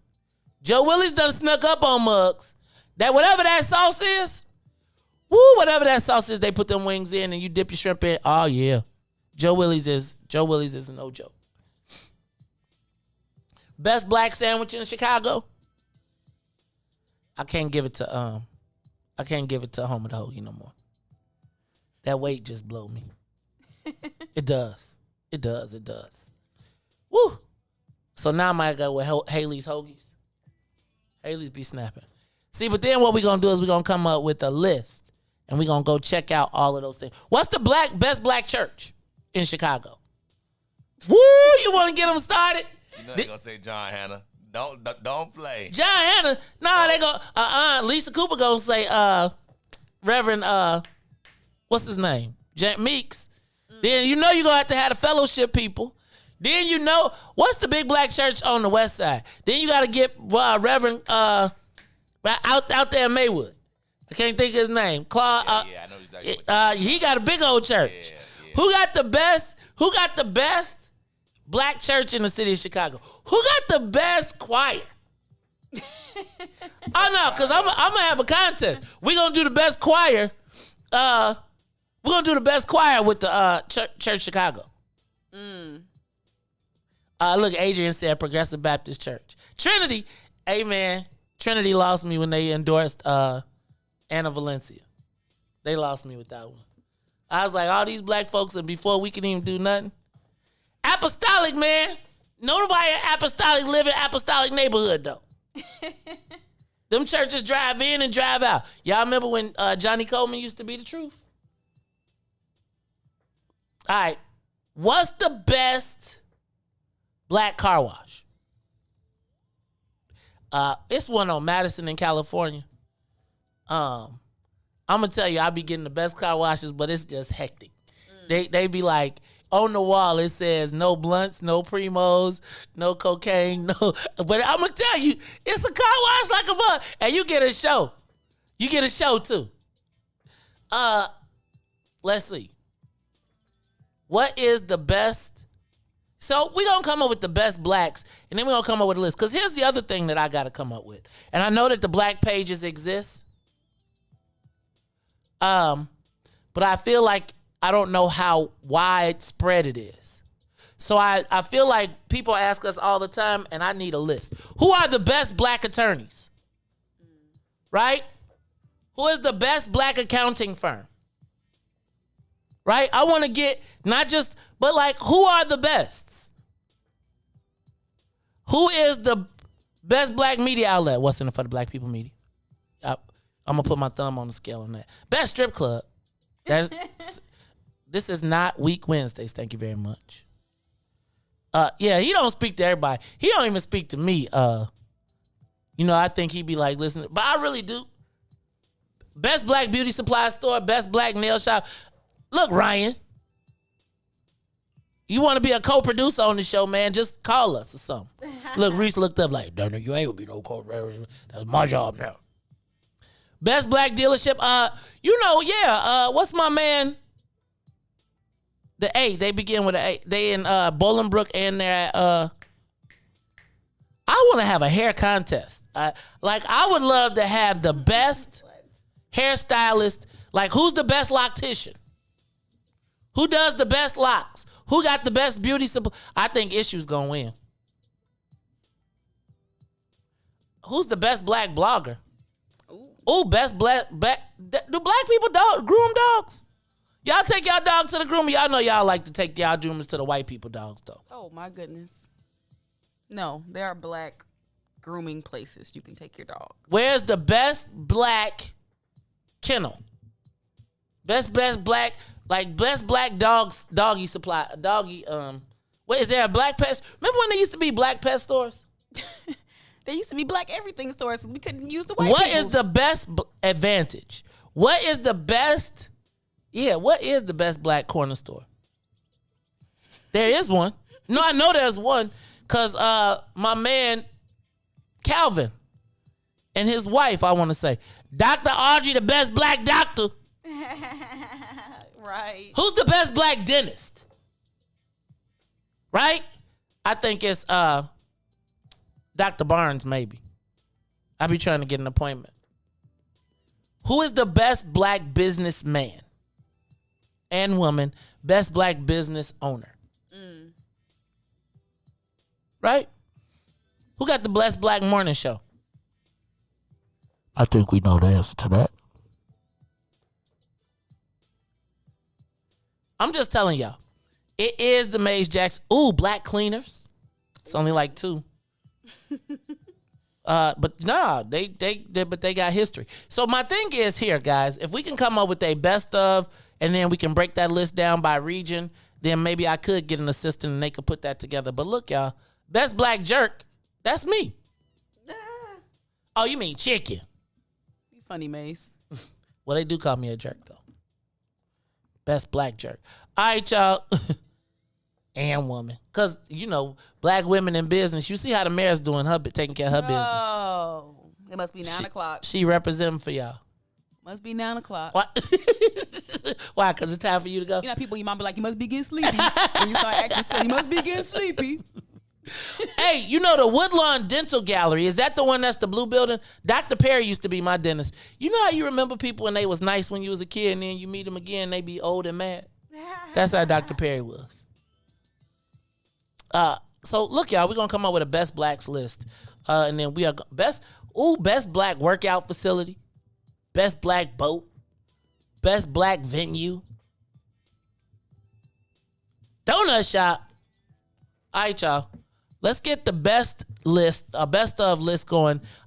If you nominate them, I'm going to ask you to nominate the best of. I'm just going to list the best of. I'm going to ask you to nominate them. Best black vegan is, of course, Maze Jackson and the Plant-Based African. No, I'm just joking. Shout out to Brother Sadiq. All right, y'all. It is time to go. Ruthie is packing up on me. I do got to go to work. Ruthie. Unfortunately. We got to talk about this. It's the Maze Jackson Show. So for Maze and Sonia and Ruthie and Todd, DJ Reese the Ruler, I am the host of the Maze Jackson Show, asking every single day, what's the best black recipes? What's in it for the black people? And if you don't like it, you can still tell them.